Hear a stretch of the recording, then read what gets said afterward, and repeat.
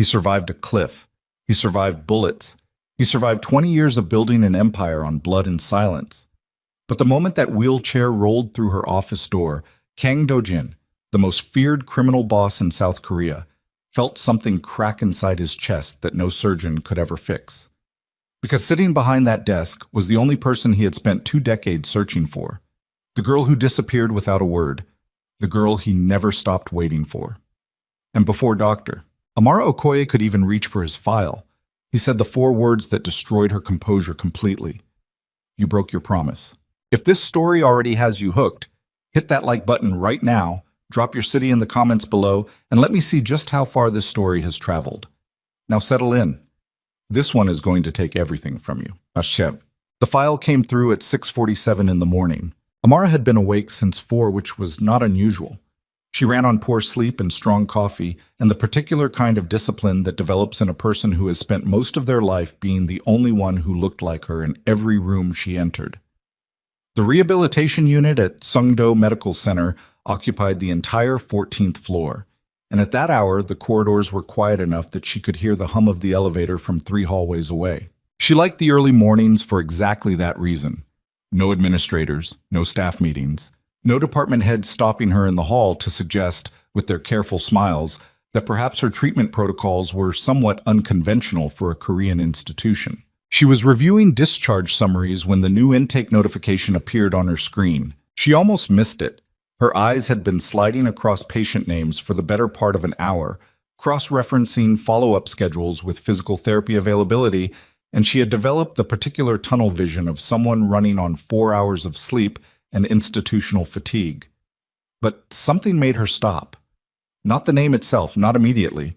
It was the security classification attached to the file. A red banner running across the top of the intake form that she had never seen on a patient document in her 11 years of clinical practice.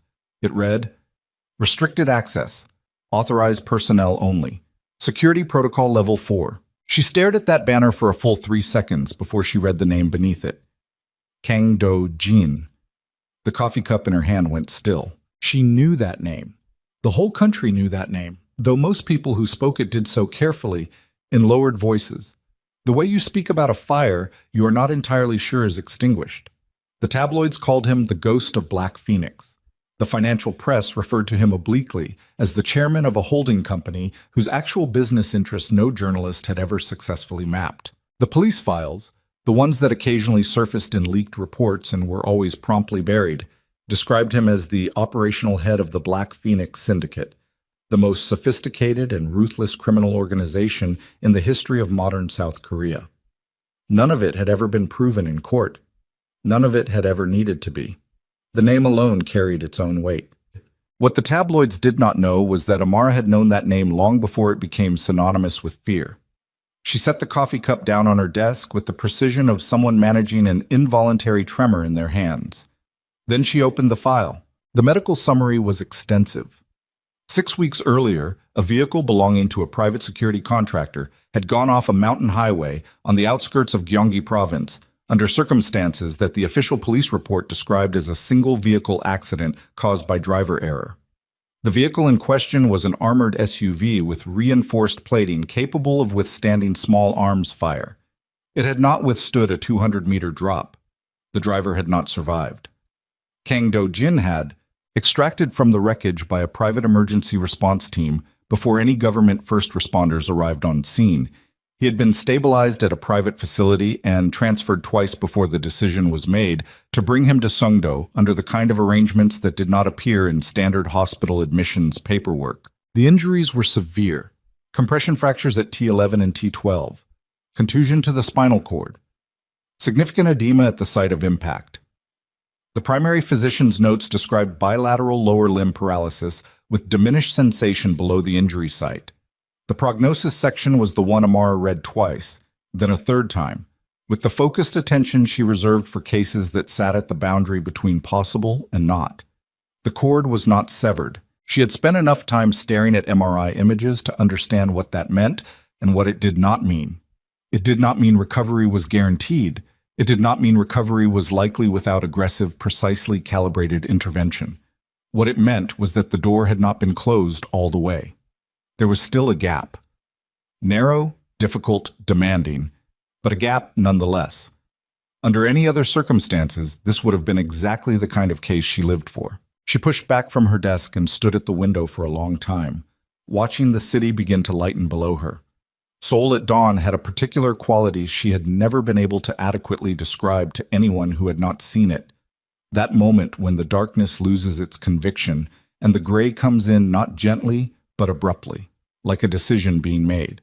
She had spent so many years in this city, left it, returned to it, spent more years searching its hospital networks and alumni databases and NGO directories for a name that never appeared the way she was looking for it, because the man attached to that name had become something that did not appear in directories. She pressed one hand flat against the glass and felt the cold move through her palm. There was a knock at her office door. Dr. Okoye. Her assistant, Min Ji, stood in the doorway with a tablet and the expression of someone who had received instructions she found slightly uncomfortable to be delivering. The new patient's transport team has requested an early consultation. They said, a brief pause. They said he prefers not to wait. Amara turned from the window. What time is it? 6:58. She picked up the patient file, tucked it under her arm, and smoothed the front of her white coat with the practiced efficiency of someone who had been composing themselves under pressure for most of their professional life. Give me 10 minutes. She did not need 10 minutes to compose herself. She needed 10 minutes to decide whether the woman who walked into that consultation room was going to be a doctor treating a patient with a complex spinal cord injury or someone doing something far more dangerous, being herself. She walked in after 7. He was already there. The consultation room had a wall of windows on the east side that caught the early light at that hour, and he was positioned facing them. The wheelchair angled slightly so that when she entered, he did not immediately appear to be looking at her. He was thinner than she had expected, though she could not have said precisely what she had expected. The photographs she had seen of him over the years, blurry press images, distant shots at public events he attended rarely and departed quickly, had suggested a larger physical presence. In person, the absence of the power she had anticipated was the most striking thing about him. He wore dark clothing, nothing distinctive. His hair was slightly longer than it likely had been before the hospitalization. His hands, resting in his lap, were very still. He was looking at the city. She crossed the room to the opposite side of the desk without speaking. She set the file down and opened it to the imaging results, because she was a professional, and this was a medical consultation, and the only way through the next few minutes was to be precisely that. Mr. Kang, she said, I'm Dr. Okoye. I'll be overseeing your rehabilitation program. I've reviewed your imaging from the referring facility, but I'd like to conduct my own assessment before we discuss. You broke your promise. His voice was quiet. Not soft. Quiet is different from soft. Soft suggests gentleness. This was quiet the way a room is quiet after something has shattered. Low and controlled and absolutely without uncertainty. She stopped talking. For the first time since she had entered the room, he turned to look at her. The early light caught the left side of his face and left the rest in partial shadow, and she stood at the opposite side of the desk with the patient file open in front of her, and 17 years of practiced professional composure between her and everything she was actually feeling, and she looked at him. He had aged. Of course he had aged. They both had. But there was something in his face that she had not expected to recognize so immediately, something that lived underneath the years and the weight of whatever life he had built and destroyed and rebuilt in the decades since the last time she had seen him. Something that was still and unchanging, the way certain things are unchanged by time because they were formed under enough pressure to last. He was still waiting. He had, she understood in that moment, never stopped waiting. Mr. Kang, she said, and her voice was steady, which cost her more than she would ever admit. I need to conduct a neurological assessment before we discuss any aspect of your treatment plan. If you could... 1989. He said it without inflection. Jungbu Middle School. You sat alone for 3 days before anyone showed you where the library was. She held his gaze. I'm aware of our history. Then you're aware that I'm not here to discuss a treatment plan. You're here because you have a T11 to T12 spinal cord contusion, and without aggressive rehabilitation intervention, your prognosis is significantly worse than it needs to be. She kept her voice clinical, It was the only weapon she had available in this room, and she intended to use it. The cord is not severed, Do-jin. The name came out before she could stop it, and she felt the small flinch she refused to show pass through her and disappear. That matters. That is the only thing in this room that matters right now. Something shifted in his expression. It was not surprise exactly. It was the look of a person who has been tested and has noted, with precision, what the test revealed. "Sit down," he said. "I'll stand." The corner of his mouth moved, not quite a smile. An acknowledgement of something. "Then I'll talk and you can stand," he said. "You came back to Seoul 4 years ago, Jungbu District, 2 months after your return. You stood outside the old school building for 11 minutes before you left. My people almost made contact 3 times, each time you moved before they could reach you." He paused. "I called them off the 3rd time. I decided I would wait." The cold from the window had not reached her. She was standing well away from the glass, and the consultation room was climate-controlled, and she was cold anyway, in that specific way that has nothing to do with temperature. "You had people watching me," she said. "I had people looking for you," he said, "for a very long time. There is a difference." "Is there? You were safe. I made certain of that. I did not interfere with your life." His hands were still in his lap. "I just needed to know where you were." She should have said something clinical, something about professional ethics and the parameters of the therapeutic relationship and the fact that this conversation needed to be redirected toward his medical care. She should have done that. Instead, she said, "Why didn't you just reach out?" He looked at her steadily. "Because the last time I reached out to someone, they disappeared." The silence in the room after that was the particular kind of silence that forms around a statement too accurate to argue with. She had left. She had not chosen to leave. Her parents had made that decision in a 48-hour window when she was 12 years old, and the political situation in the region had shifted, and there was no room in that upheaval for a child to say goodbye to the one person who had made her feel less alone. But she had left, and she had known, even at 12, what that would mean to him, because she had already understood by then that Do-jin did not form connections easily or often, and that what existed between them was the kind of thing that, once broken, would not recover quietly. She had spent a significant portion of her adult life not fully acknowledging how much guilt she carried about it. "Sit down, Dr. Okoye," he said, more quietly this time. She sat down. They looked at each other across the desk, and the city moved behind him in the glass, and the light continued to change, and neither of them spoke for a moment that was long enough to contain everything they were not yet saying. "I need you to understand something," she said finally. "Whatever happened between us when we were children, whatever we were to each other, does not enter this room. This room is about your recovery. That's the only thing I can offer you, and it is genuinely worth offering.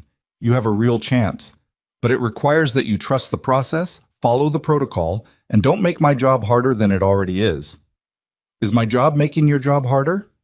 "You're already making my job harder." Something that was definitely closer to a real expression crossed his face. That was always the dynamic. "Don't." He stopped. She opened the file again and turned it toward him, pulling the imaging printouts to the front. T11 and T12 compression. The cord sustained significant contusion, which means there is edema, swelling, that is contributing to a large portion of your current motor deficit. As the swelling decreases with proper management, we expect to see some return of function. How much return and how quickly depends entirely on the quality of the rehabilitation program and your engagement with it. She tapped the MRI image. "This is a bruise, Do-jin, a severe one, in an extraordinarily sensitive location. But it is a bruise. It is not a death sentence." He looked at the image for a long moment. "You use my name." "Old habit. I'll be more careful." "Don't be." He looked up. "I haven't heard it from someone who meant it in a long time." She pulled the imaging back. "I need to conduct a physical assessment today. Motor response, sensation mapping, reflex testing. It will take approximately 90 minutes, and it will tell us where we're actually starting from. Is there anything about your current physical condition beyond what's in the file that I need to know about?" He was quiet for a moment. "The pain management the previous facility prescribed is inadequate," he said. "I stopped taking most of it." "Why?" "Because I need to know what I'm actually feeling." She looked at him. There it was. The quality that had defined him even at 12. The iron interior that refused comfort because comfort meant uncertainty, meant not knowing precisely where the edge of yourself was located. It had made him formidable. It had also made him someone who hurt more than he needed to. The pain serves a clinical purpose in assessment, she said. It does not serve any purpose beyond that. I'm going to revise your pain management protocol with medications that do not impair your neurological clarity, but allow us to work effectively. Is that acceptable? You're the doctor. I need you to actually agree, not just defer, because if you don't follow the protocol doesn't work. He held her gaze. Agreed. Good. She closed the file. I'll have Minji schedule the assessment for this afternoon. In the meantime, is there anything else you need before I... Amara? She stopped. It was the first time he had used her first name, and the way he said it, not as a summons, not as a demand, but as something he had been holding in his mouth for a very long time and was carefully setting down, reached through every professional wall she had spent the last 45 minutes constructing. Yes, she said. Thank you for not walking out. She stood up. I'm a doctor. Walking out on patients isn't something I do. You did it once. The response that came to her lips, the defensive one, the one about being 12 years old and having no agency over the decision her parents made, died before she spoke it, because she understood that he was not accusing her. Not really. He was simply being precise about the facts of the situation, the way he had always been. I know, she said. I know I did. She walked out of the consultation room and stood in the corridor for 15 seconds with her back against the wall and her eyes on the ceiling, performing the exercise she had learned in her 3rd year of residency when she began working with high-stakes neurological cases. 4 counts of breath in, 7 counts held, 8 counts out. Her hands were not shaking. She had managed that. Everything below the level of visible professional composure was a different matter entirely. Minji appeared at the end of the corridor. Dr. Okoye? The afternoon assessment? Schedule it for 2, Amara said, and pull everything the previous facility filed on his pain management history. Everything. I want it on my desk before noon. She walked toward the nursing station and did not look back at the consultation room door. The afternoon assessment took 2 hours and 15 minutes rather than 90. Kang Do-jin was not a cooperative patient in the conventional sense. He was precise, which was different. He answered every clinical question with the economy of a person who had spent years providing information only to the extent that it served an immediate purpose, and she had to adapt her assessment technique to extract what she needed from that particular communication style. He did not complain. He also did not perform stoicism for her benefit, which was more interesting. He was simply accurate about what he felt, described sensation and absence of sensation with the same flat precision he applied to everything else. And when something caused him significant pain, he said so without drama and then indicated he was ready to continue. The motor mapping told her what she needed to know. There was function present. Not much, not yet, but it was there. Involuntary muscle responses below the injury site that the previous facility's notes had not fully captured, likely because the examiner had not pushed past the initial negative findings with sufficient persistence.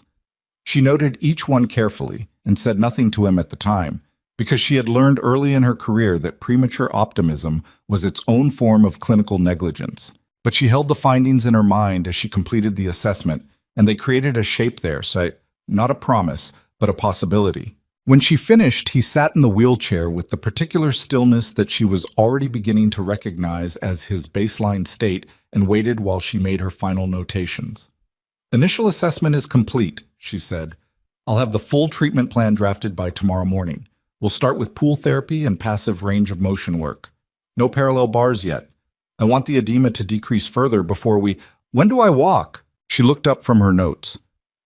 The goal-setting conversation happens tomorrow, with the full plan in front of us. I'm asking now.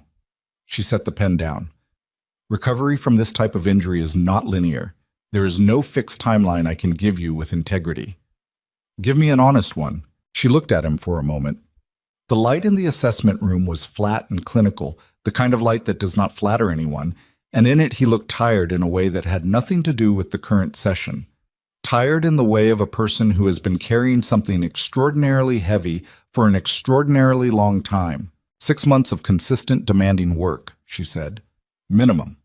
If the edema responds well, if your body tolerates the protocol, if you give this everything you have, 6 months before we would expect meaningful functional improvement. Walking, if it happens, likely comes later, 12 to 18 months. He absorbed this without visible reaction. And if I give it less than everything? Then we're talking about a different conversation, she said. One I don't want to have. Neither do I.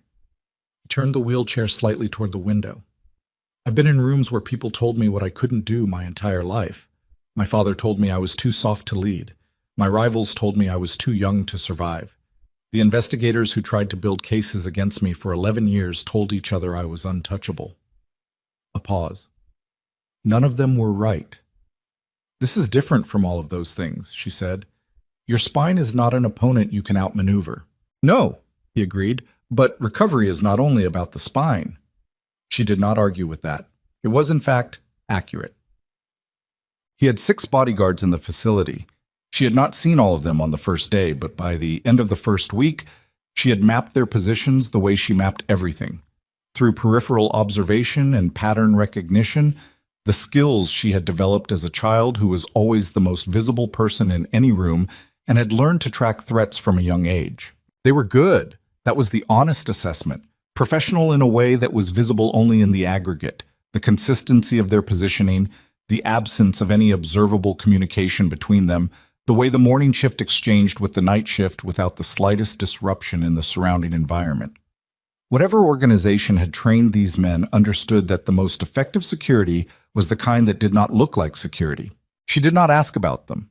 It was not her domain, and Dojin had not offered information, and they had arrived at an implicit operational understanding during the first week. Inside the therapy rooms, she directed. Outside them, a different architecture of authority applied, and she had no particular desire to press into it. What she had not anticipated was how quickly she would begin to see the man behind the file. It happened incrementally, the way these things always do. Small observations, accumulated. The way he treated the junior physical therapy staff, direct, occasionally curt in a way that she suspected he did not fully register as curtness, but never contemptuous. The way he responded to Min-ji, who had been terrified of him for the first 4 days, and who he had, apparently without conscious effort, completely won over by the end of the first week through the simple mechanism of remembering her name and using it. The documents she occasionally caught glimpses of when she arrived early for sessions, not the criminal empire paperwork she might have expected, but transfer orders and fund allocation reports and correspondence that bore the letterheads of orphanages and regional school networks. She did not ask about those either, but they sat in her awareness and complicated the simplified version of him she had been trying to maintain since his first morning. The therapy itself was brutal. She did not soften that because softening it would have been a disservice to him and to the work, and she had agreed with herself from the beginning that whatever the personal dimensions of this situation were, the medical work would not be contaminated by them. She pushed him.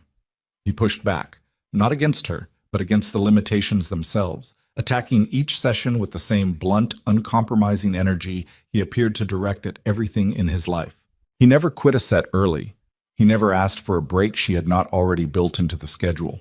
When a movement caused him pain significant enough that his jaw went tight and the muscles of his neck stood out with the effort of not making a sound, he waited for the pain to pass and then asked her what came next. It was, she thought, on the Thursday of the second week, both the most cooperative, difficult patient she had ever worked with and the most difficult cooperative patient. She said none of this to him. She said, "Left hip flexor engagement is better today. Right side is still compensating. We're going to address that asymmetry in next Tuesday's session." He said, "Noted." She said, "You need to sleep more. I'm looking at the nursing shift notes. You're running on 4 hours." A pause. "So are you." "I'm not the one trying to regenerate spinal cord function." Another pause.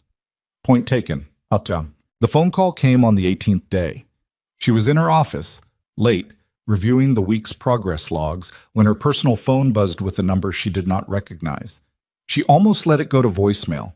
Something, instinct or perhaps the habit of 20 years in medical settings where missed calls sometimes mattered in ways that were not immediately apparent, made her answer.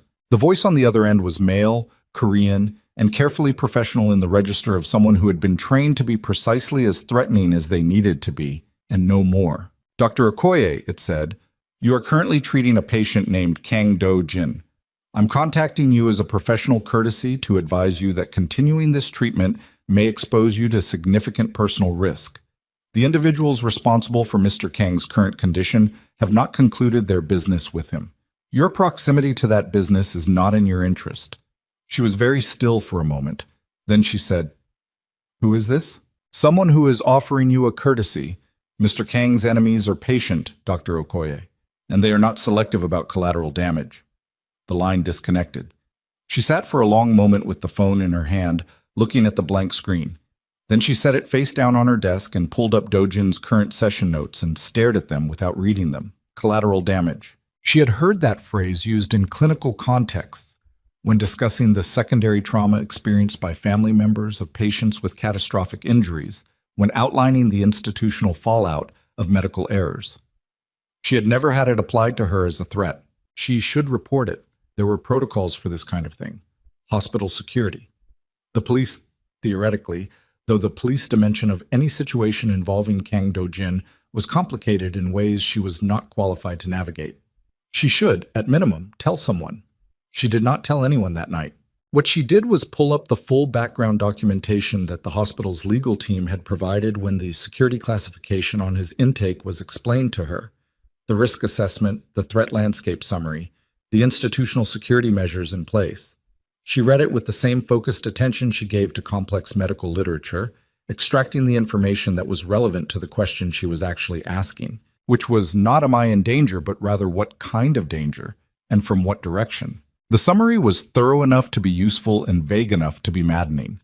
The hospital's security team was aware that the patient had active adversaries. Measures were in place.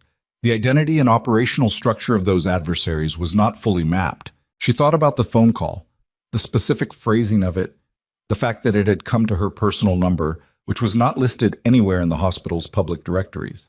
Someone had gone to the effort of finding that number. Someone who had the resources to find it.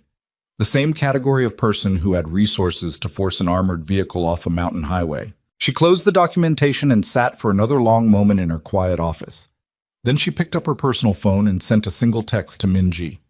"Tomorrow morning, full security briefing with hospital admin. 9 a.m. Please arrange." Then she picked up her work phone and opened Dojin's chart and made a notation in the clinical log that was accurate and professional and said nothing about what was actually happening in her chest. She told him about the call the next morning. Not immediately. She ran the first 40 minutes of the Thursday session as scheduled. Neurological response assessment, passive mobility work, the beginning of the new hip flexor protocol she had designed over the past week. She watched his face during the work with the dual attention that she had developed specifically for this case. The clinician's eye, tracking function and compensation, and the small incremental signs of progress. And the other thing, the older knowledge, reading the man the way she had learned to read him at 12, when silence was his primary language and she had taught herself to understand it. When the session reached its natural pause point, the 10-minute break she built into every 90-minute block, she sat down in the chair across from him and said, without preamble, "Someone called my personal number last night and told me to stop treating you." He went very still. The particular stillness she now recognized as his mind moving faster than his body. "Describe the call," he said. She described it accurately and without editorializing, while he listened without interrupting.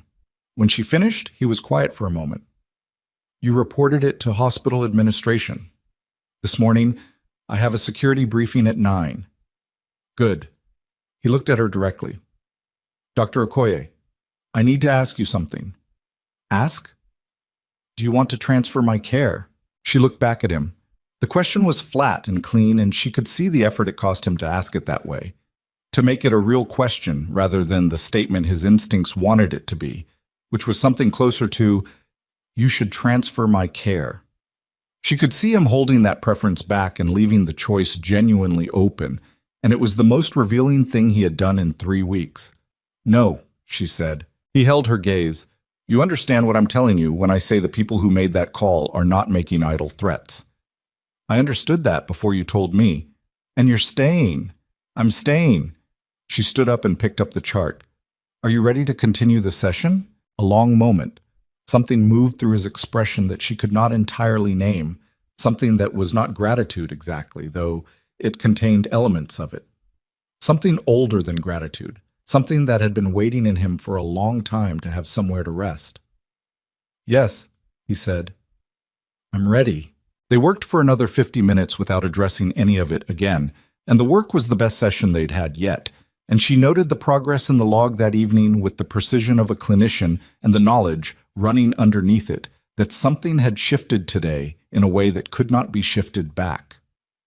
She was in the hospital corridor at 7:40 the following Tuesday, early for a morning consultation that had been moved up, when she heard the voice. She did not immediately identify it as significant. The corridor outside the rehabilitation unit connected to the administrative wing at one end, and hospital staff and visitors moved through it regularly, and she had long since learned to process ambient sound as background noise rather than information requiring active attention. But something in this particular voice snagged at her. Not the words, she was too far to make out words, but the cadence of it, the particular inflection, something familiar in the patterning of the speech that she could not immediately place. She turned the corner into the adjacent corridor and stopped. 20 feet away, outside the door to the administrative liaison office, stood a man she had not seen in 19 years. He was older, heavier, dressed in the kind of suit that announced the money behind it without appearing to try.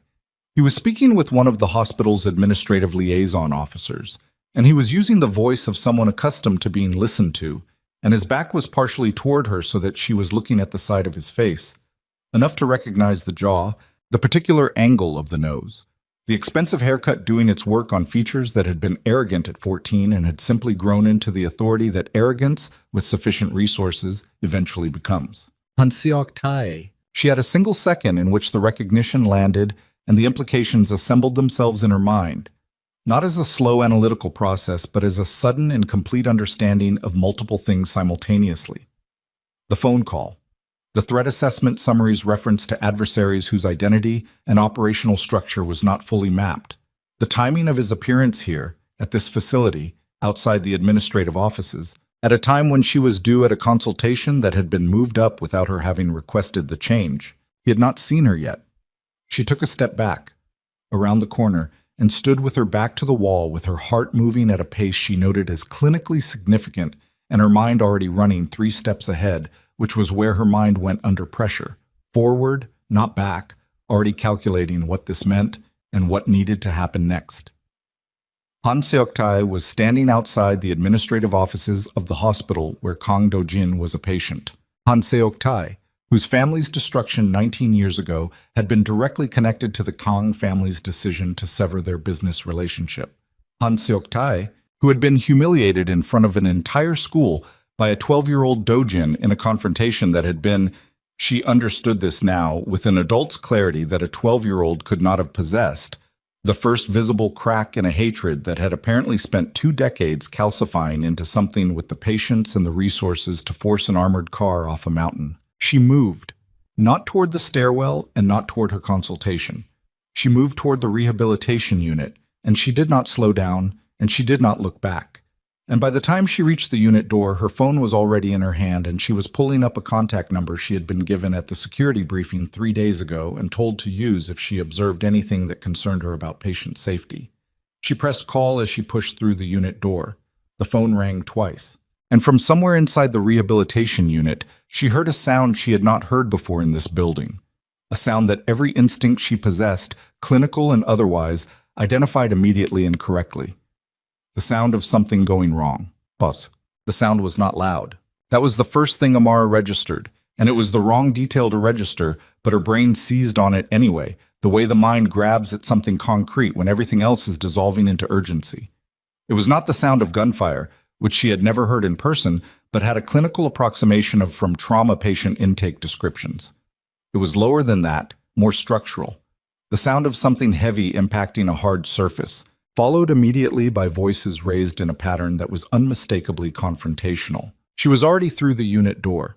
The source was the secondary therapy room at the far end of the rehabilitation corridor, the smaller room used for one-on-one sessions when the main gym was occupied.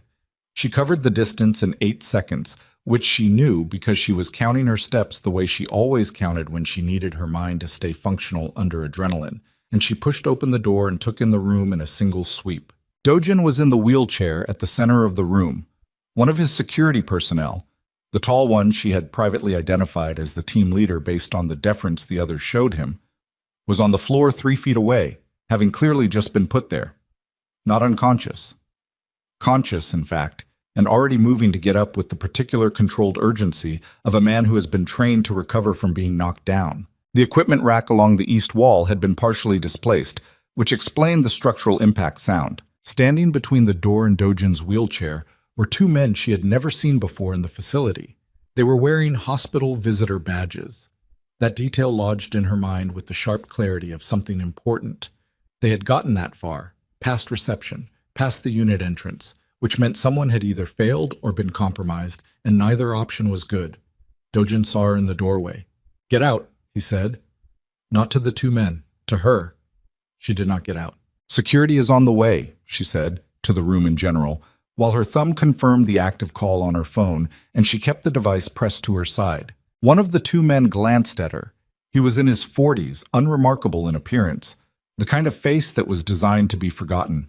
A feature, she understood, not a coincidence. The glance he gave her was brief and assessing and completely without the discomfort that a person with normal social calibration would display when being observed committing something that could be characterized as a threat. "Dr. Okoye," he said, with the cadence of someone who had rehearsed being polite. "This doesn't involve you." "This is my patient, and this is my unit," she said. "Everything in this room involves me." Dojin's voice came out flat and absolutely controlled. "Amara, leave the room." It was the first time since the initial consultation that he had used her name without the formal address. She noted it. She stayed. The security team leader had gotten to his feet. There were now 3 of Dojin's people in the room, the other 2 having entered behind her, which she had not heard, and the geometry of the space had shifted into something that was balanced in a way that felt like a held breath. The 2 men in visitor badges exchanged a look. The calculation happening behind their eyes was visible in the way that calculations are visible when the people performing them have already committed to a conclusion and are simply updating the logistics. "We'll be in contact," the first man said to Dojin. "About the terms." Dojin said nothing. They left. The room exhaled.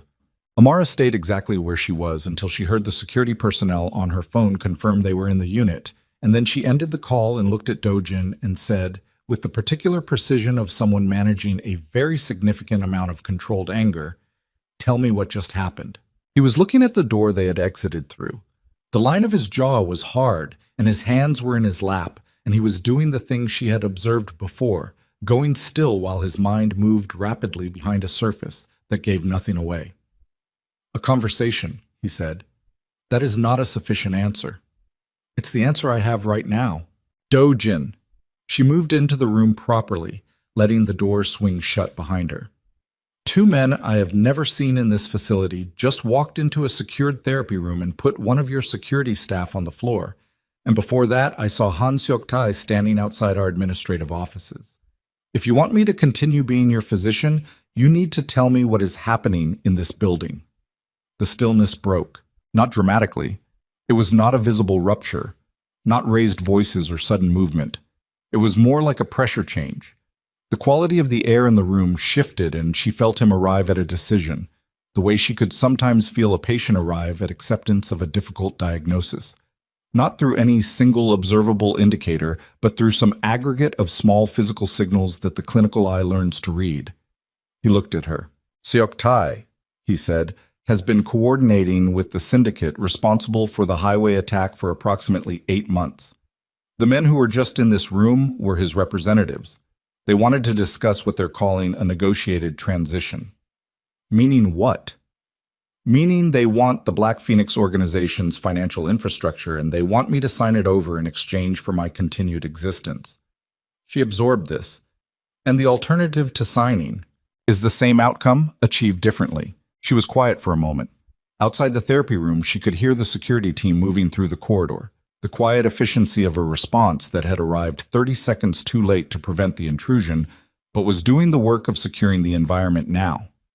She was aware that she was standing in a room with a man who had just been delivered what amounted to an execution timeline, and that this fact existed alongside the clinical reality of his injury and the treatment plan she had spent 3 weeks designing, and that these two facts were not going to remain in separate compartments much longer. "How long have you known about Seok-tae's involvement?" she said. A pause that told her more than the answer would. 6 weeks, he said, before the accident. Before. You knew he was coming for you and you didn't. She stopped herself, breathed. You didn't take sufficient precautions. I took precautions, he said. They were insufficient. That is not the same thing as not taking them. The distinction is academic from a wheelchair. It came out sharper than she intended, and she saw it land, and she did not apologize because it was accurate, and they had established early on that accuracy was the operational standard between them. He took it without visible reaction. Yes, he said, it is. She crossed the room and stood at the window. The same instinct that always drove her to glass when she needed to think. The city available as a focusing point. Below, the ordinary life of the hospital complex continued with complete indifference. Staff crossing the parking area, a supply delivery being processed at the loading dock, a family group arriving at the main entrance. All of it proceeding with the serene unawareness of people who are not in the room where the problem is. The administrative meeting, she said. Seok-tae was here to do what exactly? Establish contact with someone inside the facility, someone with access to patient movement schedules, therapy session timing, internal security protocols. He paused. The hospital was chosen specifically because my organization's external response capacity here is limited. Inside a medical facility, I cannot operate the way I would operate in my own territory. You're telling me he's trying to map the gaps in your protection. He's already mapped them. The visit today was to confirm them. She turned from the window. Then we move you. No. Do-jin, moving me creates exposure. Transport is when I'm most vulnerable. Seok-tae knows that. A transfer request triggers a movement window, and a movement window is an opportunity. His voice was flat and patient, the voice of someone explaining a logic they have already exhausted themselves thinking through. I am safer in this building than I would be in transit. You are safer in this building until someone inside this building is compromised. Yes, a beat. Which is why I need you to trust me to handle the external dimension of this, and I need you to focus on the one thing that changes the calculus of all of it. She looked at him directly. Getting you on your feet. Getting me on my feet. The silence between them held that statement and everything it meant. A man who could walk was a different tactical problem than a man in a wheelchair. A man who could move under his own power, who could respond physically to a threat rather than directing others to respond, who was not confined to the architecture of therapy schedules and transfer logistics. That man was significantly harder to corner. She knew this. She also knew that the timeline she had given him, 6 months minimum before meaningful functional improvement, had just become the most operationally relevant medical estimate she had ever made. I need to revise the protocol, she said. How? More aggressive? More frequent? More demanding? She was already running the recalculation in her mind. The risk-to-benefit ratio of pushing harder against a spinal cord injury that was still in a relatively early stage of recovery. The potential for setback versus the potential for accelerated progress. It was not a calculation she would normally make. She was making it now. The standard approach is designed to minimize risk of secondary injury. A revised approach trades some of that margin for speed. I told you in the first session I needed to know what I was actually feeling. And I told you pain management has a clinical purpose. This is not. She stopped. Thought. This is a different conversation. I need to think about where the line is, and I need to think about it carefully, because if I push too hard and we destabilize the injury site, we lose everything. And if you don't push hard enough. She didn't finish that sentence for him. She didn't need to. I'll have a revised protocol drafted by tonight, she said. We start tomorrow. She found Min-ji in the nursing station 20 minutes later, and what she found was wrong. It was a small thing. Min-ji was at her workstation, which was normal, and she was entering data into the patient's scheduling system, which was also normal, but the angle of her body was wrong. Slightly turned away from the station entrance in a way that was not her typical posture, and when Amara spoke her name, she startled in a way that was larger than the situation warranted. Min-ji, Amara said, keeping her voice level. What are you working on? Session schedules, Minji said. The Thursday blocks. You asked me to redistribute the afternoon. I asked you to redistribute the afternoon slots 3 days ago. That should have been done by yesterday. A beat. I was catching up. Amara looked at her for a long moment. Minji was 26 and competent and had been with the rehabilitation unit for 2 years, and in that time had never once needed to catch up on a task that had a 48-hour turnaround window. She also had, at this moment, a very specific quality of stillness. Not the relaxed stillness of someone who is simply occupied, but the tight stillness of someone who is hoping not to be looked at too carefully. Whose schedules are you updating? Amara said. The Thursday roster. Like I said. Show me the screen. A pause that lasted half a second too long. Then Minji turned the monitor toward her. The scheduling system was open. The Thursday roster was visible. Everything looked ordinary enough except for one thing. In the top right corner of the interface, a second browser window was minimized. Not closed, minimized, the edge of it just barely visible behind the scheduling application. Amara reached across and clicked it open. It was an email client. And the email that was open in the composition window was addressed to an external account she did not recognize. And the body of the email contained a table of information that she recognized immediately. The breakdown of Dojin's weekly therapy schedule, including session room assignments and times. The room was very quiet. Minji did not move. How long? Amara said. Nothing. Minji. She kept her voice flat. Not angry. Flat, which was more frightening. How long have you been providing this information? A week. The word came out small and ruined. Only a week, Dr. Okoye. I swear that's all. They came to me. I didn't go to them. There are photographs of my brother. He owes money to people, and they told me if I didn't... Her voice broke. I didn't know what else to do. Amara stood very still. This was the shape of it then. This was how it worked. Not through the dramatic operational failures of action movies, but through this. A 26-year-old woman with a brother in debt and a job that gave her access to scheduling data, and people who were patient enough and organized enough to find that leverage and apply it with the precision of professionals. Did you send this email? Amara said. I was about to. Close it. Minji closed the composition window. Her hands were shaking. Amara looked at her hands and thought about what it meant to be caught between things that were both larger than you, and she thought about being 12 years old and caught between a school that wanted her to disappear and a boy who decided she wouldn't, and she kept all of that exactly where it needed to stay, which was nowhere near the decision she was making right now. I need you to tell me everything, Amar said. Who contacted you, how they made contact, exactly what they asked for, and exactly what you've already sent. Every detail, starting now. Are you going to report me to... I'm going to report this situation to hospital security, yes. What happens to you in that process depends entirely on what you tell me in the next 10 minutes and whether it's complete. She pulled the chair from the adjacent workstation and sat down directly across from Minji. Start. Minji started. It took 12 minutes, not 10, and by the end of it, Amara had a picture that was more complete and more alarming than she had hoped. The contact had been made via Minji's personal phone, a text from an unknown number, followed by the photographs of her brother in a context that made the nature of his debt unambiguous.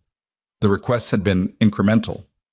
First, just confirmation that Kang Dojin was a patient, then session timing, then room assignments, then, most recently, the name of the primary treating physician and that physician's personal mobile number. That was where the phone call to Amara had come from. That was how they had gotten the number. Minji had also, in the second week, provided the name of one of Dojin's security personnel at a request she had not fully understood the purpose of. The security team leader, the man who had been on the floor in the therapy room an hour ago. Amara sat with all of this for a moment. Then she stood up and said, "Don't touch that computer. Don't contact anyone. Stay here." She walked to the end of the corridor and called the security contact number again. And this time when the response came, she was more specific about what she was reporting, and the tone on the other end of the call shifted in a way that indicated she had moved the situation to a different level. She hung up and stood in the corridor for a moment with the phone at her side. Dojin had 6 bodyguards in the facility. 1 had been tested and put on the floor to confirm the methodology. One contact inside the building had been established and was in the process of being burned. The external coordination between Seoktai's operation and the rival syndicate was 8 months in the making. This was not an escalating threat. This was a finalized plan at the delivery stage. She walked back through the unit, past Min-ji, who was sitting exactly where she had been left, and down the corridor to the room at the end where Dojin had been moved after the security incident. One of his team was outside the door. He looked at her. She looked at him. "I need to speak with him," she said. He let her in. Dojin was at the window, which seemed to be a pattern between them now, one of them always at the glass when the other entered a room. He turned when she came in. She told him about Min-ji. She told him about the information that had been extracted, and in what sequence, and what that sequence implied about the level of operational planning that had gone into this. She told him what Min-ji had said about the photographs of her brother and the leverage that had been applied, because she believed in complete information even when the complete picture was worse than the partial one. He listened without interrupting. When she finished, he was quiet for a moment. "The team leader's name," he said. "They asked for it specifically." "Yes." "They wanted to confirm which of my people had the most operational authority inside the building." He said it without any particular inflection, the way a person states a logical conclusion they take no pleasure in reaching. "They know the chain now. They know the gaps." "Yes." He looked at her. "How long before hospital security locks down the unit based on your report?" 20 minutes, 30 at most. And after that, external access to this floor is restricted. For a period, yes. Then there are protocols for restoration. The window, he said. Between now and lockdown. That's the window. She understood what he was saying a moment before he said it, and the understanding arrived not as a thought, but as a physical sensation. The drop in the stomach that precedes the conscious registration of something bad. "Call your people," she said. "Tell them to—" She heard it then. Not a structural impact this time. Not an ambiguous sound that required interpretation. 3 sharp reports, very close, from the direction of the unit's main corridor, and then a sound that was worse than the gunfire. The sound of the fire suppression system activating, the hiss and rush of it filling the air, and beneath that the beginning of the alarm, and beneath that the sound of multiple people moving very fast in a space that was about to become extremely difficult to navigate. Dojin's hand found the wheel of his chair. Amara was already moving toward the door. "Don't open it," he said. She stopped with her hand on the handle. "There are 2 exits from this corridor," he said, and his voice was completely level, the voice of a person who has thought about this room and these options at some point before this moment. "The main corridor and the service access at the east end. The service access requires a key card." "I have a key card." "I know," he said. "That's why I'm telling you." She turned and looked at him across the room. The alarm was cycling and the suppression system was still running, and somewhere in the facility a situation was unfolding that she had 20 minutes ago believed she had more time to prevent. His eyes were steady. The fear she might have expected was not there. What was there was something older and harder than fear, a quality of absolute present tense focus that did not leave room for anything except the immediate problem. "We're not both going to fit through a service corridor quickly," he said. "You go first. You get to the stairwell, and you get to the ground floor, and you get out of the building. My team handles the rest. I'm not leaving you in a room while—" "Amara." His voice cut across hers, not loud, not harsh, but with the precision of someone who needs a thing to be heard. "I have spent 20 years building an organization whose entire purpose in this moment is to handle exactly this. I need you to let them do that." A pause. "I need you to be alive when it's over." The alarm continued its cycle. Through the door, she could hear movement in the corridor. More than one set of feet, coordinated. The sound of people who know where they're going. She stood at the door with her keycard in her hand and looked at him, and he looked back at her, and she thought about 12 years old and a cafeteria table and a boy who had sat down next to her without being asked and without explanation and had simply made himself the wall between her and everything that wanted to reach her. She thought about what it meant to let someone be the wall again, what it cost and what it protected, and where those 2 things did not neatly separate. "You better still be here when I come back," she said. "I'll be here," he said. "I've always been here." She opened the service access door and went through it, and the corridor was narrow and cold, and the keycard reader at the stairwell door beeped 3 times before it accepted her card. and when she got through, she ran. And behind her, the alarm continued, and the facility that had been her domain for 11 years held within it a man who had once been a 12-year-old boy making a decision about where to sit for lunch. And the full weight of what that quiet decision had set in motion for both of them was only now, 20 years later, arriving at its true reckoning. She made it to the ground floor in 40 seconds. The stairwell emptied into a service corridor that ran along the back of the building, parallel to the main lobby but separated from it by a cinder block wall and the particular institutional smell of a hospital's functional infrastructure, floor cleaner and recycled air, and the faint metallic undertone that she had stopped noticing years ago and was noticing now because her senses were running at a frequency she did not normally operate on. The alarm from the 14th floor had not yet triggered a full building evacuation. She could hear the overhead system cycling through its alert protocol, the measured, pre-recorded voice asking staff to stand by for further instruction, which meant someone in the security center had not yet made the call to clear the building, which meant either the situation was being contained or the situation was bad enough that containment was no longer the primary concern. She stopped at the end of the service corridor and pressed her back against the wall and made herself breathe. 4 counts in, 7 held, 8 out. Her phone was still in her hand. She looked at it and found 3 missed calls from the security contact number she had dialed twice in the last hour. A text from Min Ji that read, "Only. They took my phone, I didn't, and then nothing." And a call from the hospital's administrative director that had come in while she was in the stairwell. She called the security contact back. It rang once.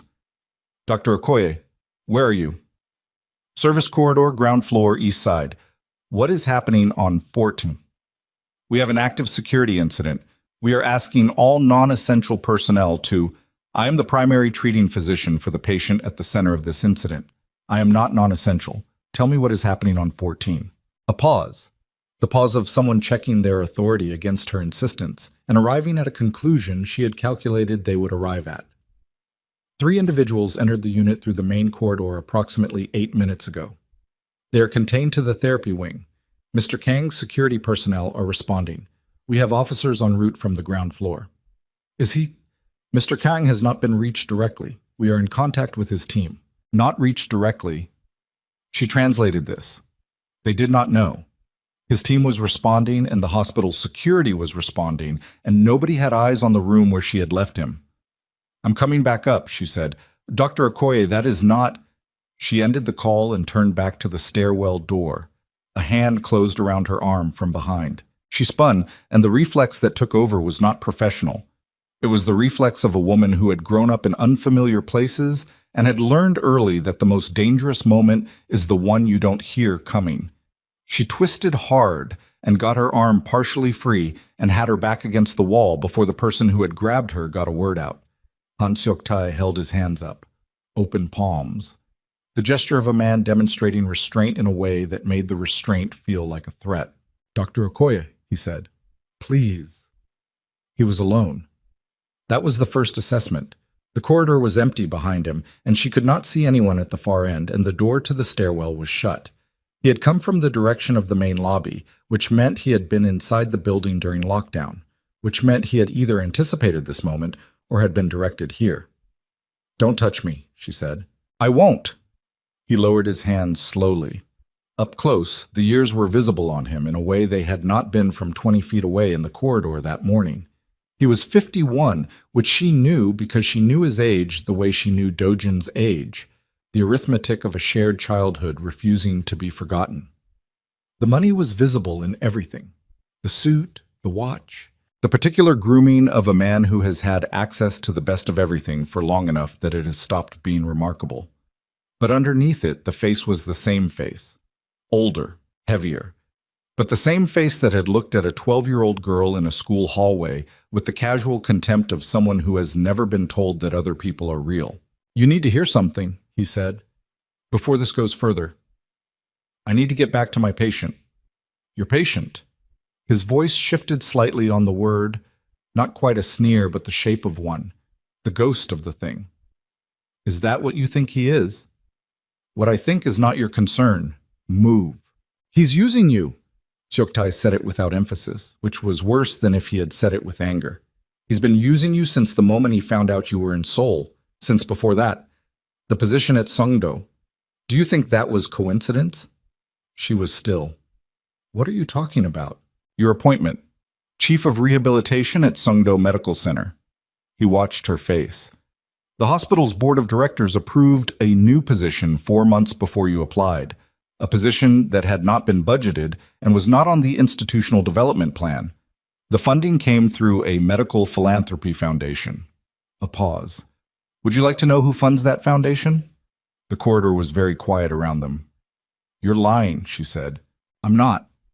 He reached into his jacket and produced a folded document, paper, physical, the choice of a man who understood that digital evidence is easy to question and paper in your hands carries a different weight. Black Phoenix Charitable Holdings, registered in 2019, their primary grant recipient for the past 3 years is the Songdo Medical Center Foundation, which funds operational expansion including staff positions. He held the document out. The position that brought you back to Seoul, the position that put you in that building, on that floor. She did not take the document, but she could not make herself say she was lying a second time, because the thing happening in her chest was not the feeling of encountering a lie. It was older and more specific than that.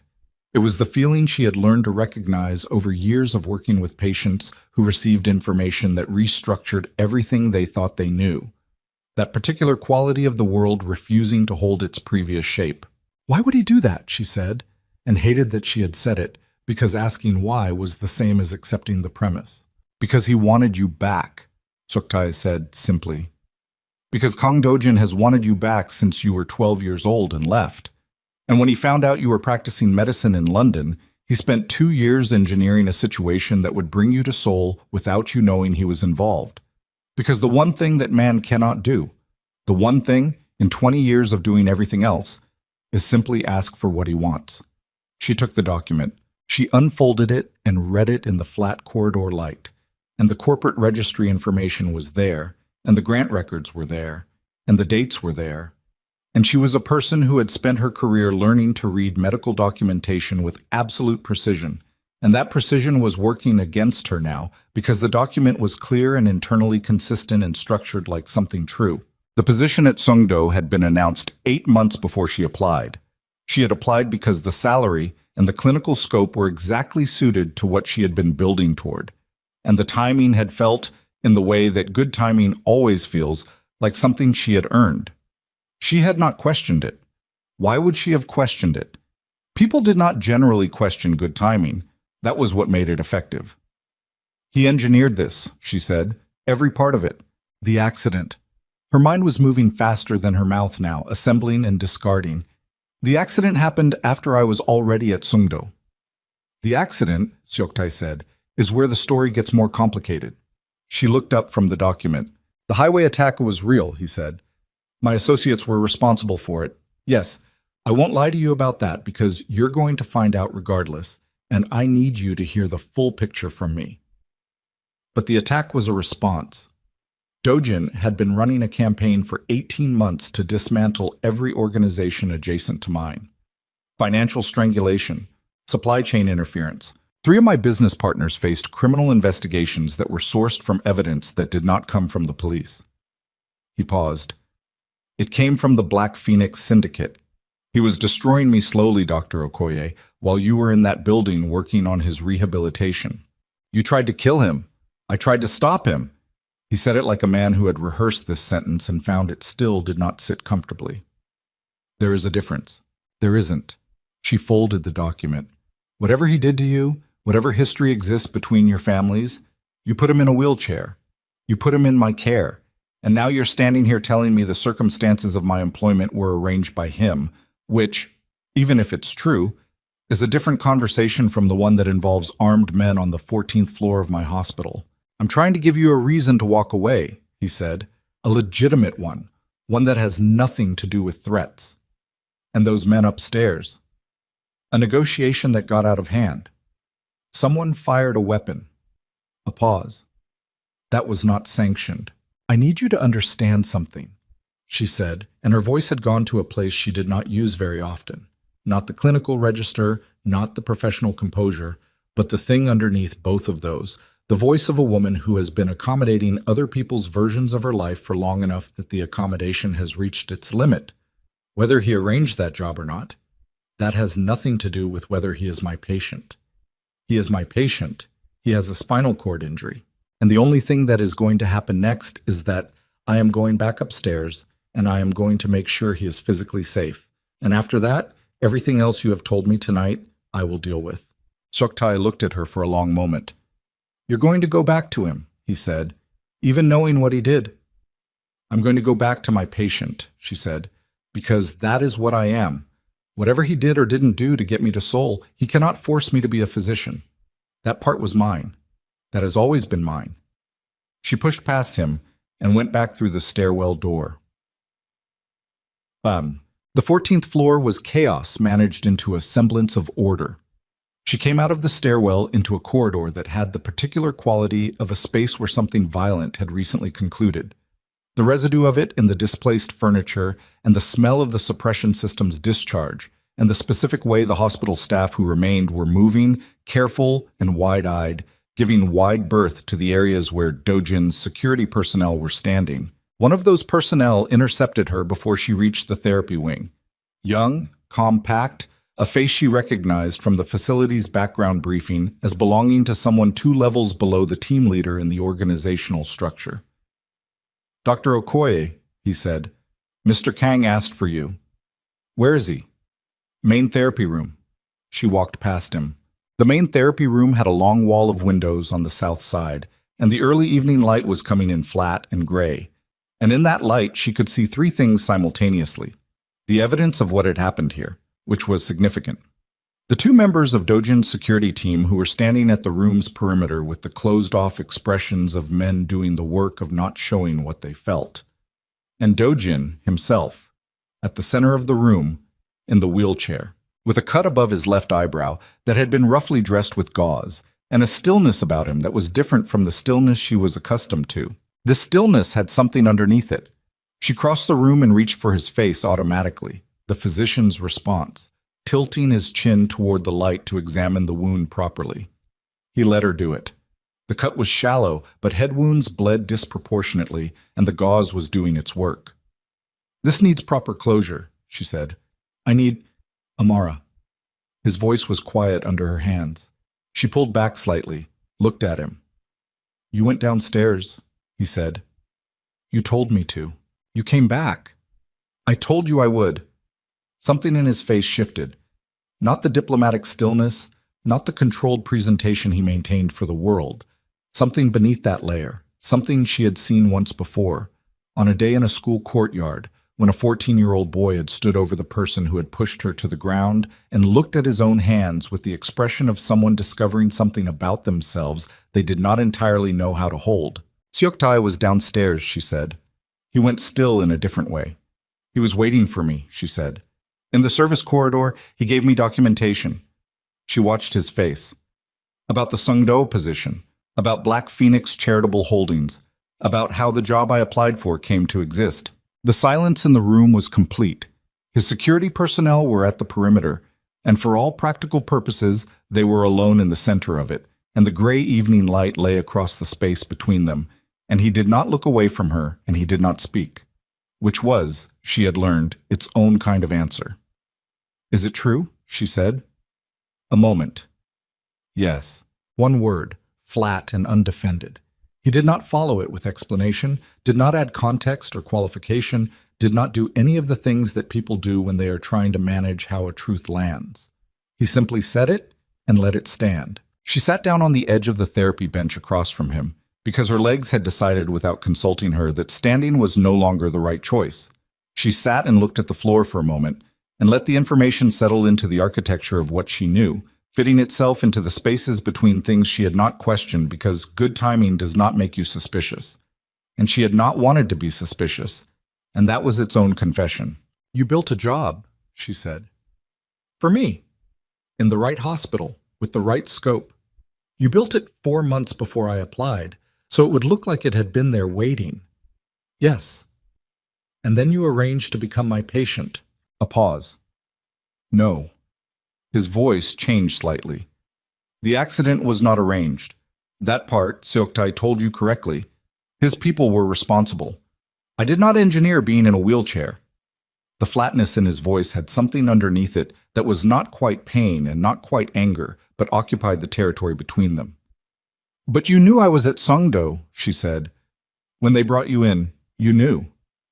I had known for 4 years where you were. You let them bring you to my hospital. I chose it. A beat.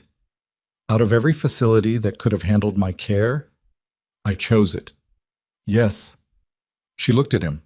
He looked back. The cut above his eye was still seeping slightly around the gauze, and there was dried blood along the line of his jaw where the gauze hadn't reached, and he sat in the wheelchair with the wreckage of the past hour visible on him, and did not attempt to be anything other than what he was. Why didn't you just contact me? She said, and it was the same question she had asked him weeks ago in the consultation room, but it was a different question now, carrying different weight. 4 years of knowing where I was. You could have walked, could have sent a message, could have done anything, Dojin. Why this? Because. He stopped, started again. Because the last time I reached for something directly, I built a criminal empire and destroyed 24 competing organizations and accumulated enough power to remove any threat to anyone I cared about, and none of it brought you back. None of it was the right mechanism. He looked at his hands in his lap. I know how to make things happen. I know how to construct circumstances. I don't know how to ask. I have never known how to ask. The honesty of it was more disarming than she was prepared for. She thought about what Seoktai had said. The one thing that man cannot do is simply ask for what he wants, and recognized that Seoktai had said it as an indictment, and it was also just a fact, and facts did not automatically carry moral weight in one direction. You violated my professional autonomy, she said. You created the conditions of my employment without my knowledge. That is a serious thing, Dojin. I need you to understand that I am not dismissing it. I know. And I need you to understand that I'm not walking away from your care because of it. And I need you to also understand that my reasons for staying have nothing to do with what you built or didn't build. She looked at him steadily. I'm staying because you have a real injury and a real chance, and you are genuinely my patient. That part is true, regardless of how it started. And the rest, he said, between us. I don't know yet, she said honestly. I need time with it. He nodded once. The nod of a man who expected to wait and had made peace with waiting.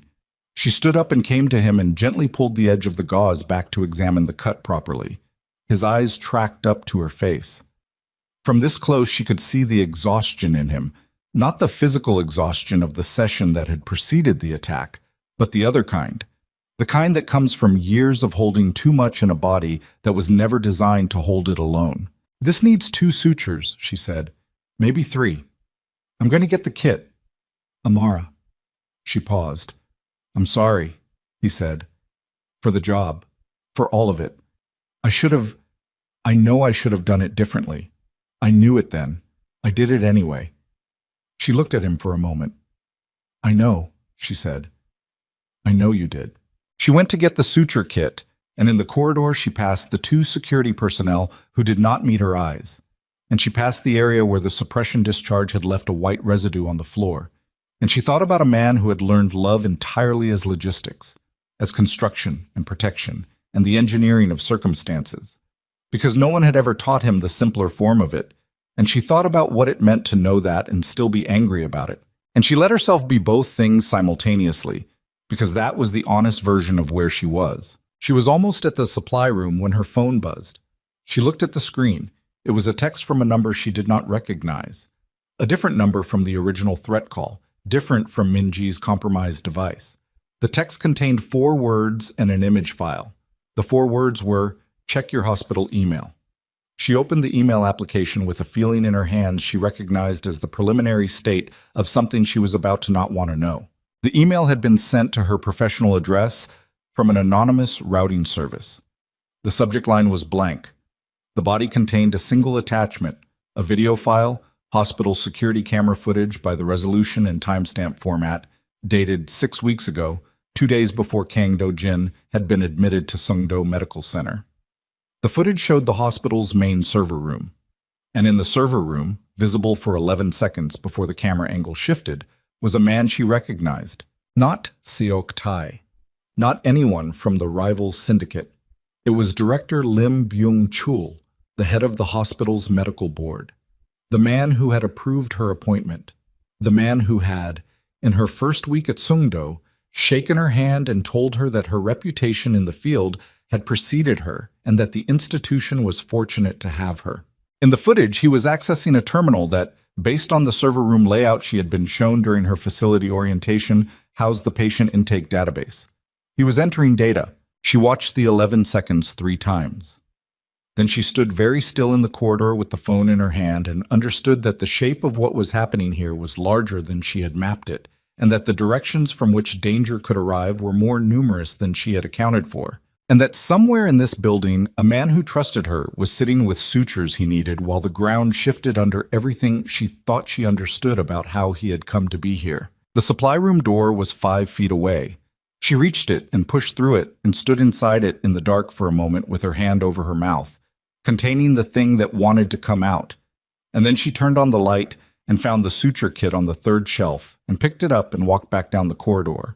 Because her patient needed sutures and she was a physician and whatever else was true, that part was hers, and she would not put it down. She sutured the cut above his eye in silence. 3 sutures. She had been right about 3. Her hands were steady, which was a physiological fact she noted without pride, because steadiness under pressure was a trained response, not a character trait. And right now she needed to make a decision about what to do with the video file on her phone before the situation it documented moved faster than her ability to respond to it. Dojin sat without moving through the procedure. She had given him a local anesthetic, which he had accepted without comment, and she worked with the economy of someone who has closed wounds under worse conditions and needs to be somewhere else when she's done. The therapy room had been partially cleared by the security team, and the overhead lights were back to full, which was better for the work and worse for everything else. The flat clinical brightness made the room feel exposed, a sensation she could not afford to indulge but could not entirely suppress. "Done," she said, and set the needle driver down. "Thank you." She did not respond to that. She pulled out her phone and opened the email and turned the screen toward him.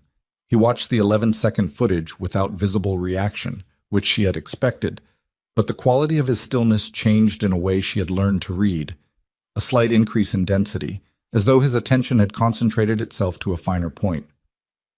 "Lim Byung-chul," she said. "Yes. You know him." "I know of him. He has been on the hospital board for 9 years. A pause. "He is also a minority investor in 2 of Seok Tai's legitimate business holdings." She looked at him. "You knew." "I knew they had a financial relationship. I did not know he had access to the intake system or that he had used it." His jaw was tight. "Someone sent you this footage intentionally." "Yes." "Who benefits from you having it?" She had been thinking about this since the supply room. "Someone who wants me to stop trusting the institutional structure of this hospital. Someone who wants me to understand that the official channels, hospital security, administration, the board, are compromised." She looked at the frozen image on her phone. "Someone who wants me isolated and uncertain and making decisions without the institutional framework I normally operate within. Or," he said, "someone who genuinely wants you to know the truth about your environment because that knowledge keeps you alive." She held his gaze. "Those 2 possibilities are not mutually exclusive." "No," he said, "they're not." She put the phone in her pocket. "Lim approved my appointment." "Yes." "So either he was part of the arrangement you made, or he was inserted into it afterward by Seok Tai, or he made the arrangement himself independently of both of you for reasons I can't currently map." She said it with the flat precision of a differential diagnosis. "Which is it?" A pause that was slightly longer than his usual. "He was not part of my arrangement," Dojin said. "My arrangement went through the Foundation's legal team and the hospital's finance committee. Lim's board involvement was administrative, ratification, not origination. Then Seok Tai got to him." That is what the footage suggests. She thought about what that meant in practical terms. Lim Byung-chul had access to the patient intake database. He had been in that server room 2 days before Dojin's admission. The intake database controlled patient room assignments, therapy schedules, security classification flags, the entire operational architecture of care management. If Lim had modified records in that system, the modifications could range from something as simple as changing a room assignment to something as consequential as altering the security protocol classification in ways that would make a patient appear lower risk than the documentation warranted. "I need to access the intake records myself," she said. "The original admission documentation versus the current system state. If he changed anything—" "There won't be time tonight," Dojin said. She looked at him. "What do you mean?" "I mean that the footage was sent to you at this specific moment because something is moving. Soktae doesn't show his hand unless he has to." He straightened slightly in the chair. "He was downstairs tonight. His representatives were on this floor. The security incident happened, and now someone sends you evidence that the hospital board is compromised." He looked at her steadily. "That is a sequence, not a series of separate events." She understood the sequence in the same moment he said it, not as a conscious deduction, but as a recognition, the way you recognize something you have seen before in a different shape and understand what it is. She had been at the center of an escalating series of moves designed to strip away her trust in every structure she normally relied on. Security, compromised. Administration, suspect. The institutional framework of the hospital, unreliable. Dojin himself, a man who had arranged her employment without her knowledge. And now she stood in a room where every external support she would normally turn to had been rendered uncertain. And the only person she had left to trust was the person whose trustworthiness had just been the most publicly complicated. "He wants me to leave," she said. "He wants you gone from this floor before whatever comes next," Dojin said, "because you are the variable he cannot fully control. My security team he has mapped, the hospital structure he has compromised. But you—" He stopped. "But I'm not predictable," she said. "You stayed," he said, twice. He didn't account for that. She looked at him for a moment, at the sutured cut and the dried blood and the exhaustion he was not quite containing anymore, and at the thing underneath all of it that was still, after everything, absolutely focused. "Tell me what comes next," she said. "Not what you think I want to hear, what you actually believe is coming." He held her gaze. "Tonight. They'll move tonight, because waiting means giving my external team time to reinforce the building's perimeter, and that window is closing. They'll come through whatever access point Lim created in the intake system. A maintenance call, a medical emergency on the floor, something that bypasses the current security lockdown with apparent legitimacy." He paused. "They will come for me, and they will not be careful about what else they damage." The word damage landed in the clinical space of her mind, and she heard it for what it was. "The other patients on this floor," she said. "Yes." "I need to evacuate them." "Yes."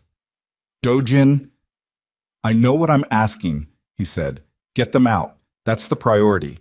I can manage what comes after." She wanted to argue with the architecture of what he was saying, the part where he managed what came after alone, in a wheelchair, in a building with a compromised security infrastructure and a board member who had been bought.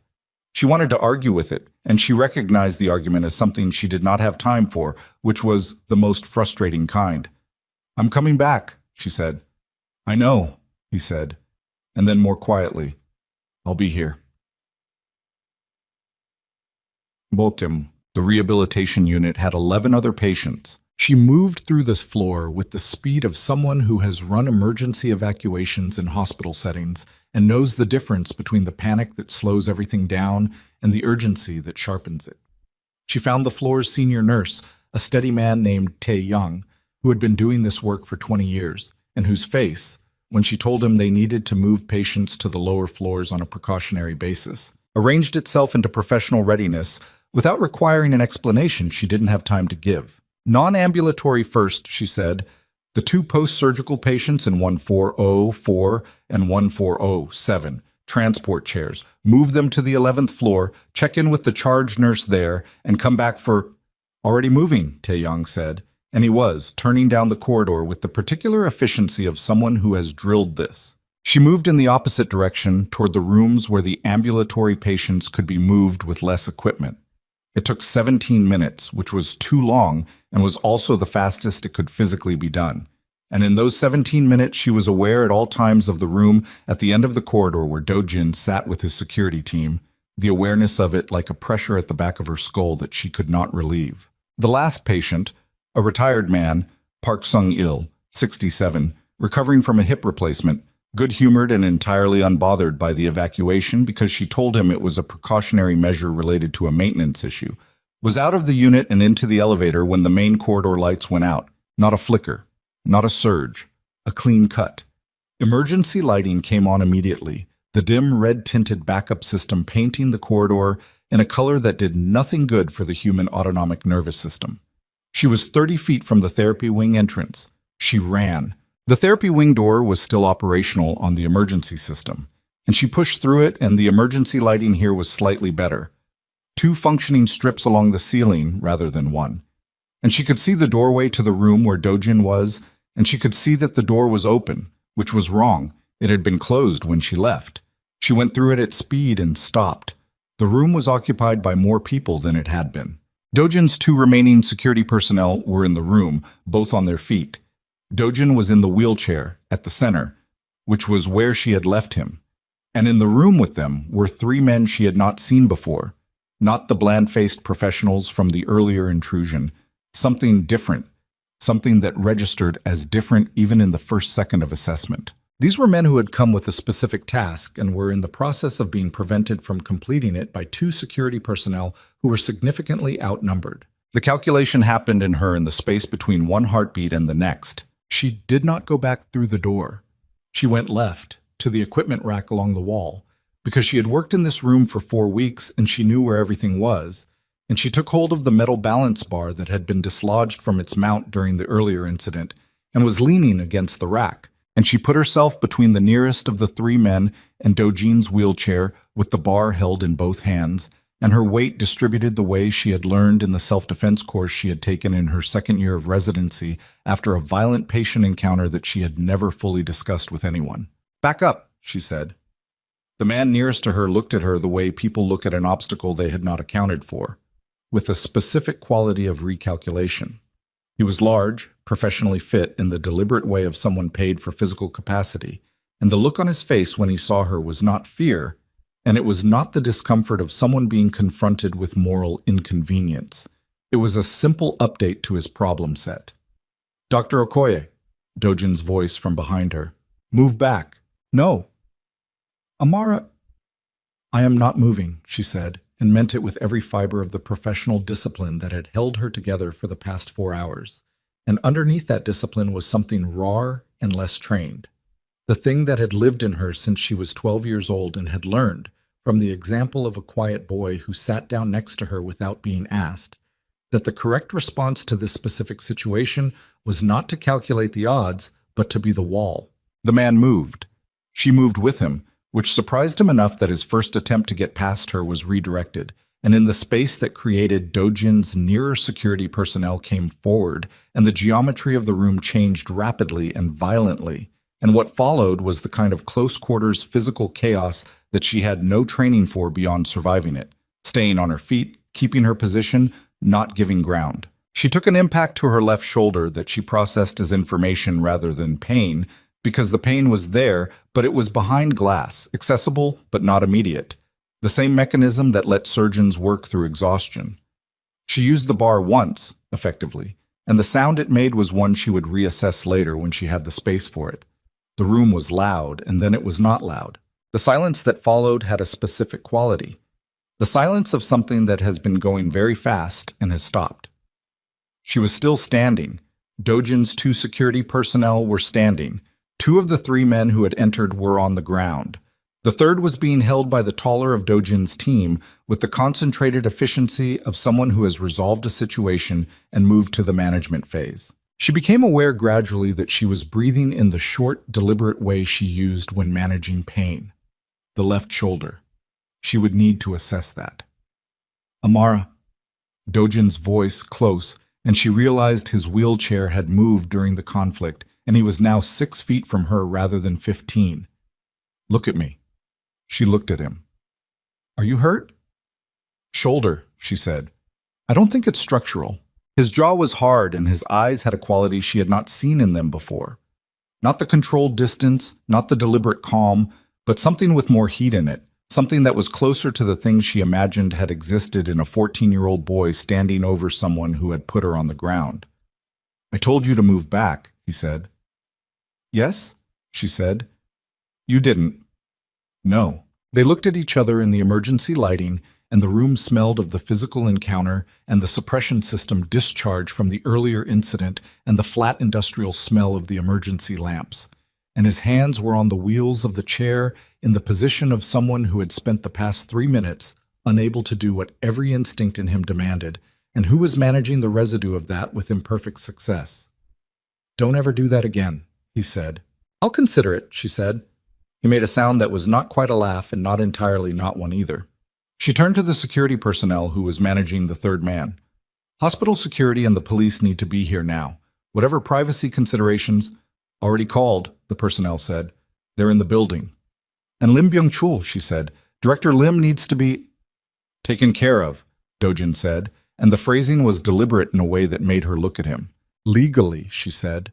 Lim Byung-chul needs to be taken care of legally. A pause. Yes, he said. That's what I meant.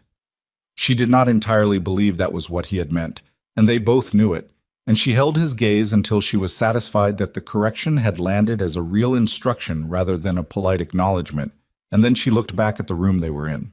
The shoulder was beginning to clarify itself from information into pain, which meant the adrenaline was metabolizing. She had 12 minutes, approximately, before her body began presenting a full accounting of the past several hours. Her phone buzzed. She looked at it without removing it from her pocket, then took it out. It was a text from a number she recognized.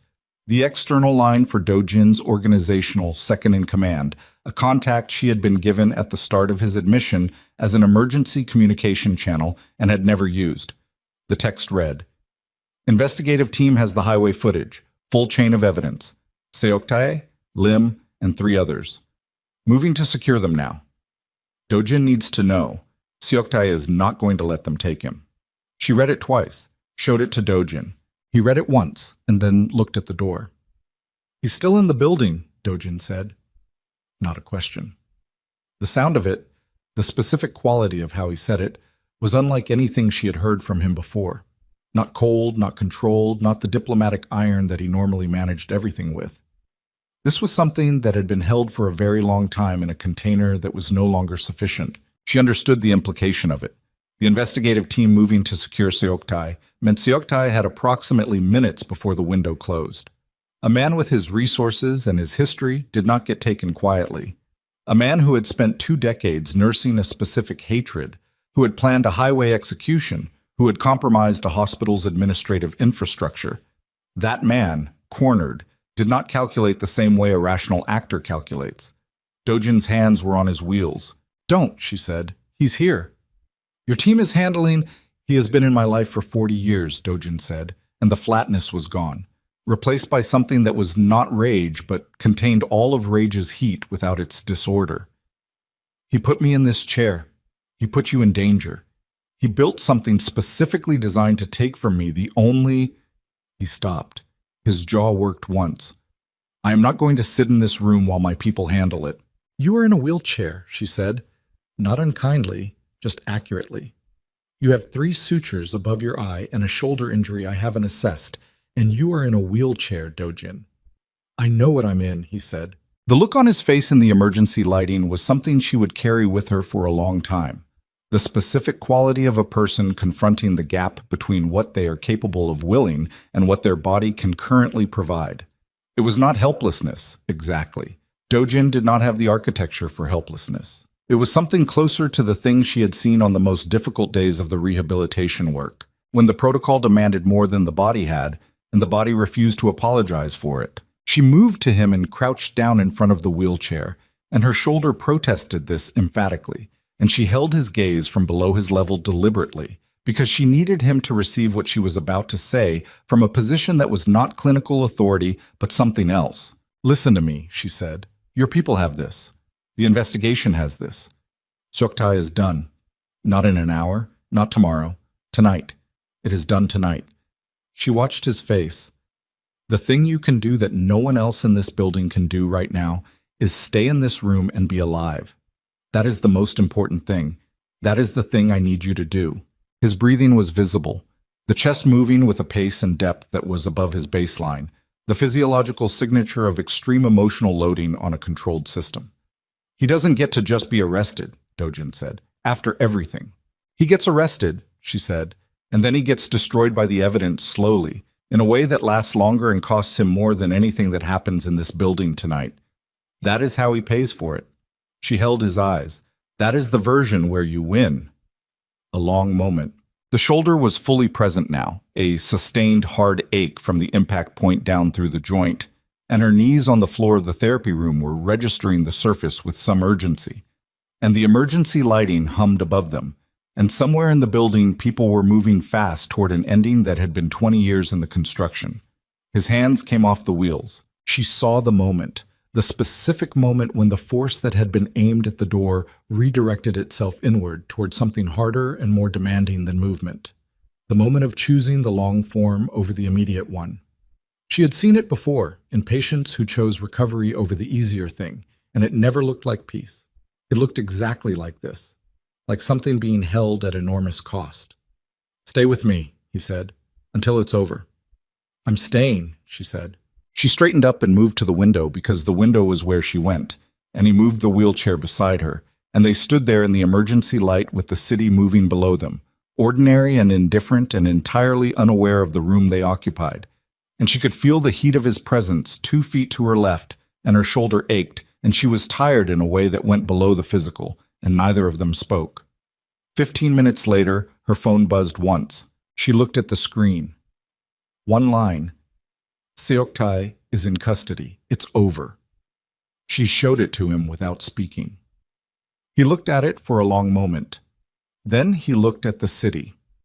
She watched his profile in the dim light, the line of his jaw, the sutured cut, the weight of 40 years of something finally setting down. And she thought about all the structures that had been built and destroyed tonight, and about the ones that remained, and about what was going to have to be rebuilt from here. "Dojin," she said. "Yes." "Tomorrow," she said, "we start the revised protocol. Earlier than I planned, harder than I planned." He looked at her. "Because," she said, "I want to see you walk out of this building under your own power, and I want Seoktae to hear about it from a prison." The thing that crossed his face then was not the controlled diplomatic expression, and it was not the stripped-back honesty of the harder moments, and it was not the barely contained fury of 20 minutes ago. It was something quieter than all of those things, and older, and she recognized it even though she had not seen it in 30 years. The expression of a 14-year-old boy who had sat down next to a frightened girl and discovered, for the first time in his life, that something he did had made another person less alone. "Yes," he said. Outside, Seoul continued its indifferent, beautiful rotation, and in the building above it, in a room lit by emergency lights, two people who had spent 20 years on opposite sides of a silence that neither of them had chosen, stood side by side at a window and waited for morning to decide what they were going to build from what remained. Morning came the way mornings come after nights that have taken something from you. Not gently, not with any particular sensitivity to what the people receiving it had just been through. The light simply arrived, gray at first, and then incrementally less gray, indifferent to the fact that two people had stood at a window watching for it for most of the hours preceding. Amara's shoulder had been assessed at 3 a.m. by the emergency physician on call, a young man named Dr. Choi who had the professional composure of someone who had decided not to ask any questions about the context of the injury or the state of the 14th floor or the presence of 3 additional security personnel in the examination room while he worked. The diagnosis was a grade 1 acromioclavicular sprain, painful, functional, nothing structural compromised. He had given her a sling she was not wearing by 4 a.m. because the sling interfered with her ability to write and she had documentation to complete. The documentation took until 6. It was the most precise and thorough incident report she had ever written, which was saying something because she wrote precise and thorough documentation as a baseline professional practice. This one contained everything. The phone call, Min-ji, the footage of Lim Byung-chul, the corridor encounter with Seok-tae, the intrusions, the sequence of events in the therapy room. She wrote it the way she would have presented a complex case at a clinical conference, without editorializing, without emotional inflation, with the specific discipline of someone who understands that the most devastating thing a document can do is simply be accurate. She sent it to the hospital's legal team, to the external investigators whose contact information Do-jin's organizational second-in-command had provided, and to a journalist she had known for 11 years who covered healthcare policy and institutional corruption, and who she trusted to understand the difference between a story that needed to be told carefully and one that needed to be told now. Then she sat for a moment in the quiet of her office in the early morning, with the city beginning outside the window, and she let herself be tired. Director Lim Byung-chul was taken into police custody at 7:15 a.m. at his home in Mapo District. She learned this from the investigative team's contact, who sent a brief factual summary to the secure line Do-jin's organization had established for the night's communications. The summary also confirmed that Han Sok-tae had been arrested at 11:47 p.m. the previous night in the hospital's basement parking structure, where he had apparently been waiting with a specific intention that the custody of 3 of his associates and the arrival of an investigative team had interrupted. The charges were enumerated in the summary with the dry bureaucratic thoroughness of official documentation, and they were extensive, and they included conspiracy to commit murder, criminal organization activity, bribery of a public official, and a list of financial crimes that would take prosecutors the better part of 2 years to fully untangle. She read the summary twice, then she put her phone down and looked at the window and said nothing, because there was nothing to say that the silence did not already contain. Minji came to her office at 8. She stood in the doorway with the expression of someone who has spent the night deciding whether they are going to be allowed back through a door. And Amara looked at her for a moment and then said, "Come in, close the door." Minji came in and closed the door and did not sit down, which Amara understood as the correct instinct. This was not a conversation for the comfortable posture. "My brother," Minji said. They said, "The investigators are aware of the coercion," Amara said. "I included it in the documentation. What was done to you has a name, and it applies to this situation." She paused. "That doesn't resolve everything. There will be a process, and it will be uncomfortable. But you are not in the position you were afraid you were in." Minji's eyes were red in a way that had been true for some hours. "I'm sorry, Dr. Okoye. I know you are." I know, Amara said. "I know what you did, and I know why you did it, and I know what it cost you to sit in that chair after I found out and tell me everything." She met the young woman's eyes directly. "That last part mattered. Remember that it mattered." Minji nodded once, with the nod of someone filing something carefully away. "Go home," Amara said. "Sleep. Come back when HR has contacted you, and I will be here for that conversation." Minji went. Amara sat in the quiet of the office for another moment. Then she stood up, put on her white coat, and went to see her patient. He was awake. She had not expected him to be otherwise. He was at the window. Of course he was at the window, with a cup of something that was probably coffee and probably cold, and the morning light was doing what morning light does with a face that has been awake all night, which is to make no concessions and illuminate everything. The sutures above his eye were clean. The dried blood was gone. He looked like what he was, a man who had come through something and was still here. She pulled the chair to a position beside the window, rather than across the room, and sat in it and looked at the city with him for a moment before either of them spoke. "Lim is in custody," she said. "I heard." "The investigative team has the full chain of evidence on the highway attack. Seok-tae, 3 executives from the rival syndicate, 2 government officials who facilitated the financial structure of it." She paused. "It's comprehensive. It won't disappear." "No," he said. "It won't." She looked at her hands for a moment. The shoulder ached with a dull persistence that was going to be her companion for the next few weeks. She had reviewed the injury assessment and the functional timeline, and she had already recalculated the adaptations she would need to make to the revised protocol to account for working with a limited range of motion on her left side. The math worked. It would be fine. "I need to talk to you about the job," she said. He turned from the window slightly. Not fully. The city kept one portion of his attention, which she had come to understand was how he managed difficult conversations. One part of him remained in the external world as a kind of anchor. "Yes," he said. "I spent most of the night thinking about it." She kept her voice even, not because she was performing composure, but because she had arrived, somewhere in the documentation hours, at a clarity about it that she wanted to communicate accurately. What you did was wrong. I want you to understand that I'm not going to revise that assessment. You made a decision that belonged to me, whether to come back to Seoul, under what circumstances, in what professional context, and you made it for me without my knowledge. That is a violation of something real. He did not look away from the city. Yes, he said, it is.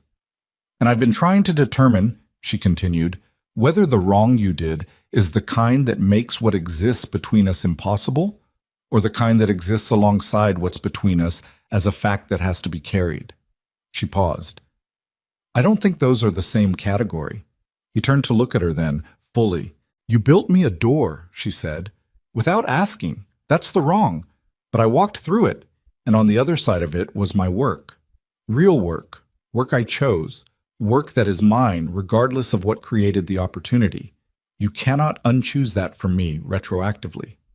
She met his eyes. I'm angry about the method. I am not angry about where I am. Something in his face moved with the careful slowness of something that has been held very still for a long time beginning to be released. I didn't know how else to reach you, he said. That is not a justification, it's just the truth of where I was. I know, she said. I've known you long enough to know the difference between deception and a man who only knows one way to build things. She looked back at the city. You build structures. You have always built structures. It's how you love people. You construct circumstances and you put walls between them and the things that would hurt them. You've been doing it since we were 12. A pause. It is not the same as asking. It is not a substitute for asking. But I understand what it is. The city moved below them, beginning its ordinary Tuesday. What do you want? He said. From here. She thought about this question with the seriousness it deserved. I want to finish what we started. Your rehabilitation, the revised protocol, aggressive timeline, all of it. I want to see you on your feet, Dojin. That part doesn't change because of last night.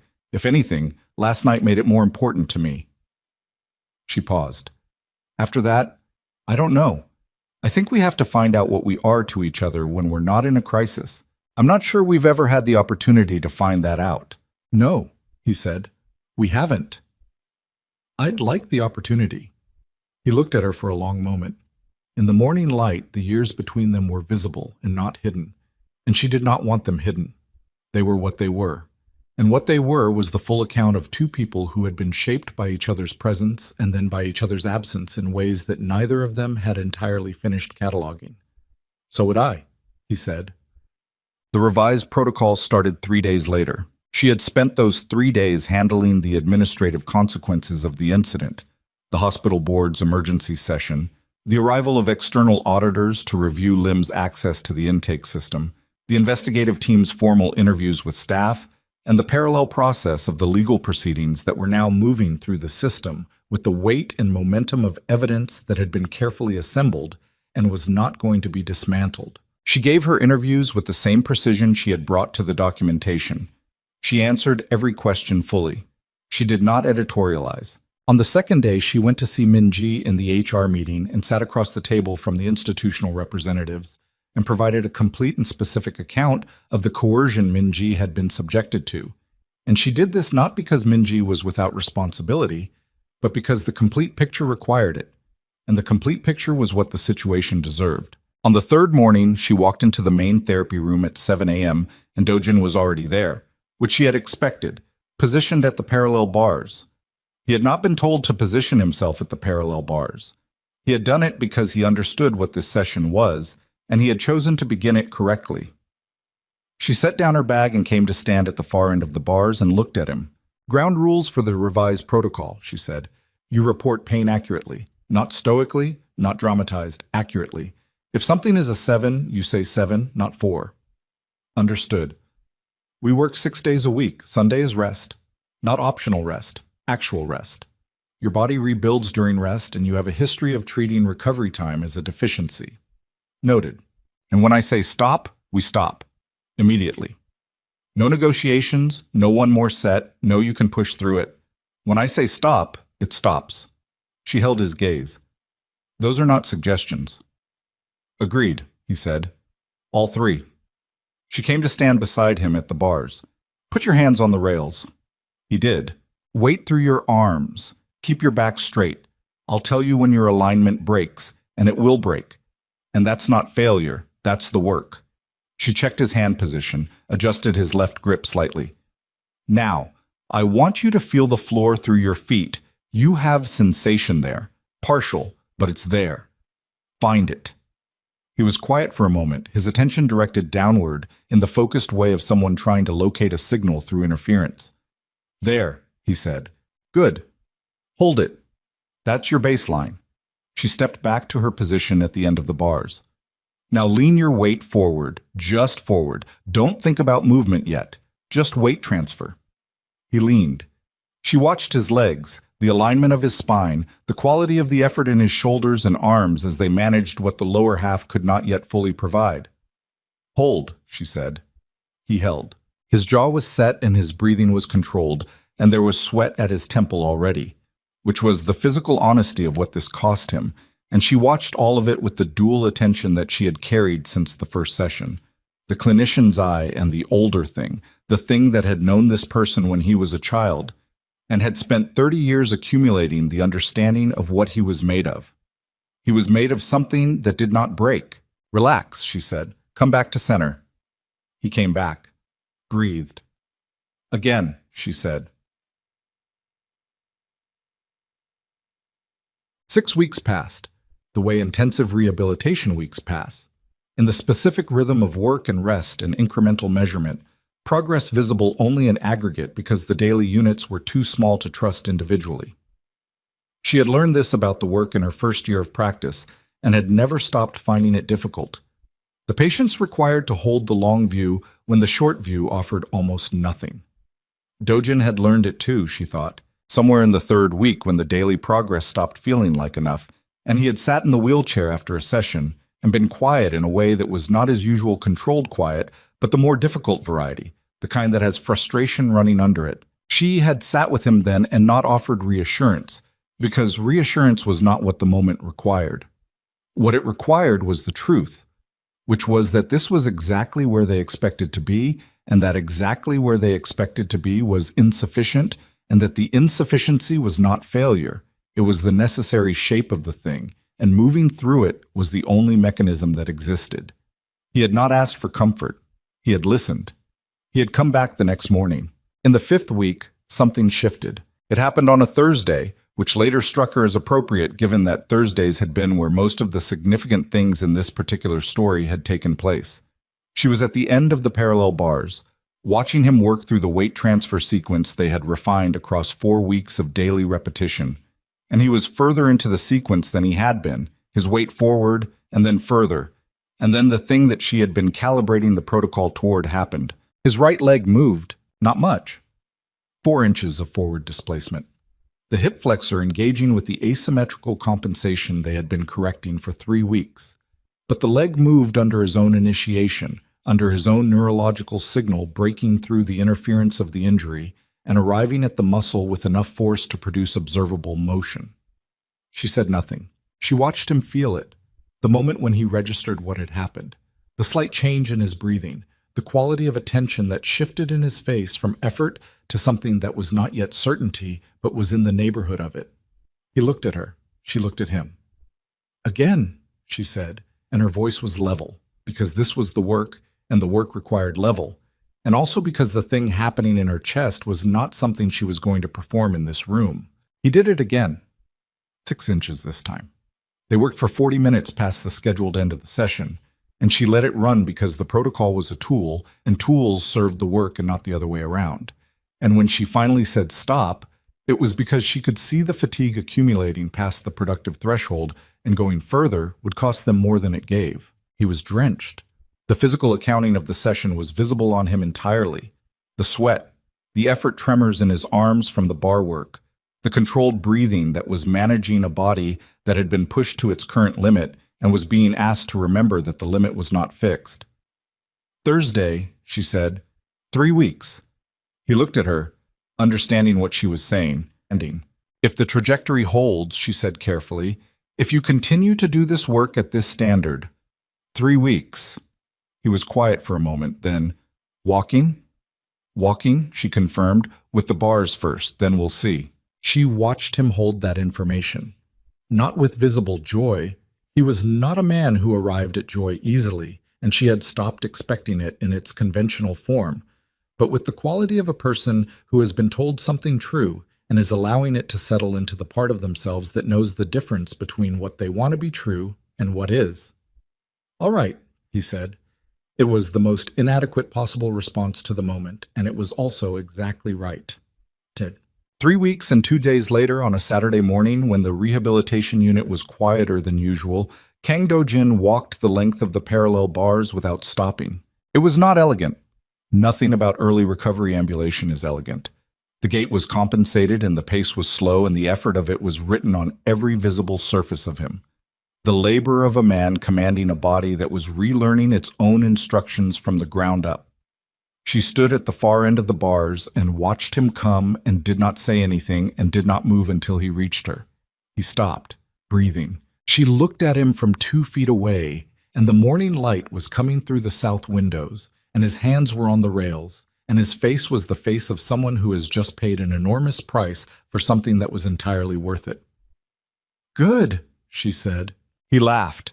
It was a short sound, rough at the edges, and she had heard him say things of real significance in a quiet voice over the past months, but she had not heard him laugh before, and the sound of it did something to the architecture of the room that she was not going to examine in detail in this moment. "Good," he said. "That's what you have." "I'm a doctor," she said, "not a poet." "No," he agreed. "You're not." She stepped back from the bars and picked up her chart. "We'll extend the distance next session. The right side compensation is improving, but it needs more work. Amara." She stopped. He was looking at her with his hands still on the rails and his weight distributed in the careful way they had been practicing. And in the morning light, the suture scar above his eye was a thin, pale line now, months healed, and he looked like something that had been through a great deal and had come out the other side still recognizably itself. "Thank you," he said. She looked at him. "You did this. You showed me what to do with it." She held his gaze for a moment. Then she wrote a notation in the chart and closed it. "Session is done. Rest this afternoon. We start the extended distance work Monday." She walked to the door. "Amara." She turned. "The foundation," he said. "I need a medical director." She looked at him steadily. "What foundation?" "The one I'm building." He said it simply, the way he said most significant things. "The Black Phoenix organization is being dissolved. The financial holdings are being restructured. I want to build something that does what I've been trying to do from the wrong direction for 20 years. A pause. Medical rehabilitation, trauma care, education, for families who cannot access any of it through normal channels. Another pause. "I need a medical director who won't let me do it badly." She looked at him across the therapy room. "That's not a small thing you're describing," she said. "No. It's years of work, structural work, institutional design." She watched his face. "You can't run it the way you ran the organization." "I know. You have to ask people things, directly, without engineering the circumstances until they arrive at the answer you want." Something shifted in the corner of his mouth. "I'm working on that." "Work harder." "Yes." She stood at the door for a moment. Through the window behind him, Seoul was doing what it always did, moving, indifferent, vast, full of the ordinary and the extraordinary running alongside each other with no particular acknowledgement of the distinction. She had come back to this city without knowing why, and then she had known why, and then she had been angry about why, and somewhere in the months between those things and this moment, the anger had done what anger does when you give it enough honest examination. It had refined itself down to its actual content, which was not fury, but something older and more complicated, something that had her name and his on it and had been waiting for somewhere to live. "Send me the initial proposal," she said. "Whatever you have so far, I'll review it." "That's not a yes." "It's not a no either." She opened the door. "Monday. Extended distance. Don't be late." She left. 4 months later, Kang Do-jin walked unaided into the lobby of the Sungdo Medical Center. Not the 14th floor. The lobby. The main entrance. The one with the high ceilings and the natural light, and the desk where a young woman had processed his intake paperwork months ago with shaking hands. He walked through the doors and crossed the lobby floor without a chair, without a bar, without anything between him and the ground except his own rebuilt capacity and the months of work that had reconstructed it. And the gate was still not elegant and would never be fully what it had been, and he moved through the lobby at a pace that was slower than he would have chosen if choosing pace were still the primary concern. It was not the primary concern. The primary concern was that he was walking. Amara was at the reception desk reviewing a patient transfer summary when she heard the change in the ambient noise of the lobby and looked up. She saw him before he saw her, which gave her a moment she was glad to have. A moment to absorb the fact of him standing on his own feet, in a room where she had first seen him in a wheelchair, to hold that fact against the memory of the early morning consultation and the file with the red restricted access banner and the 4 words that had ended her composure before she had a chance to build it. He saw her then. He stopped. She put the patient transfer summary down on the desk and walked toward him, and they met in the middle of the lobby floor in the morning light, and she looked at his face and he looked at hers. "You're walking," she said. "You're surprised," he said. "I'm not surprised," she said. "I told you 3 weeks. 4 months ago." The timeline adjusted. She looked at his gait, the automatic clinical assessment running even here, even now. Weight distribution, right side compensation, stride length. All of it better than the most optimistic projection she had filed in the official recovery documentation. "How does it feel?" He was quiet for a moment, which was how she knew the answer was real rather than diplomatic. "Like I earned it," he said. She nodded. "You did." They stood in the lobby and the light came through the entrance doors and the ordinary life of the hospital moved around them. Staff with their purpose, visitors with their worry, the specific compressed humanity of a place where people arrived at the worst moments of their lives and sometimes left having moved through them. "The foundation proposal," he said. "I read it." "And it's ambitious," she said. "The rehabilitation component needs significant redesign. The trauma care framework is better, but it has gaps in the rural service model." She paused. "The education funding structure is good. That part you built well. So you'll help me fix the rest." "I'll be the medical director," she said, "under specific conditions." "Name them." "Every major clinical decision comes to me. Not for approval, for leadership. I lead the medical program. Not you, not a committee you've constructed." She watched his face. "You build the structure. I decide how medicine gets practiced inside it." "Yes." "And no more engineering," she said. "If you want something, you ask, directly, in words." A pause. "That condition is more difficult than the others." "I know," she said. "It's still the condition." He looked at her for a moment in the morning light of the lobby, the thin scar above his eye, the face that had aged into something she had not expected to find recognizable and found every day more recognizable than the day before. "Will you keep your promise this time?" he said, quietly. The same cadence as the first morning in the consultation room, but different. The weight had shifted in it. The old accusation replaced by something that was part request and part the simple acknowledgement of the fact that they were here, both of them, still. She looked at him. "This time," she said, "forever." He reached out and took her hand, and she let him, and neither of them said anything else for a moment, because there was nothing that needed to be said. The lobby moved around them, and the city moved outside, and the morning was ordinary and sufficient and entirely enough. And the boy who had once sat down next to a frightened girl and decided without explanation to be the wall was standing on his own feet in the light. And the girl who had disappeared and come back and disappeared in other ways and come back again was standing next to him. And the promise between them, the one that had survived distance and time and the particular darkness of the world they had moved through to arrive here, had finally found the ground it had always been looking for. And it held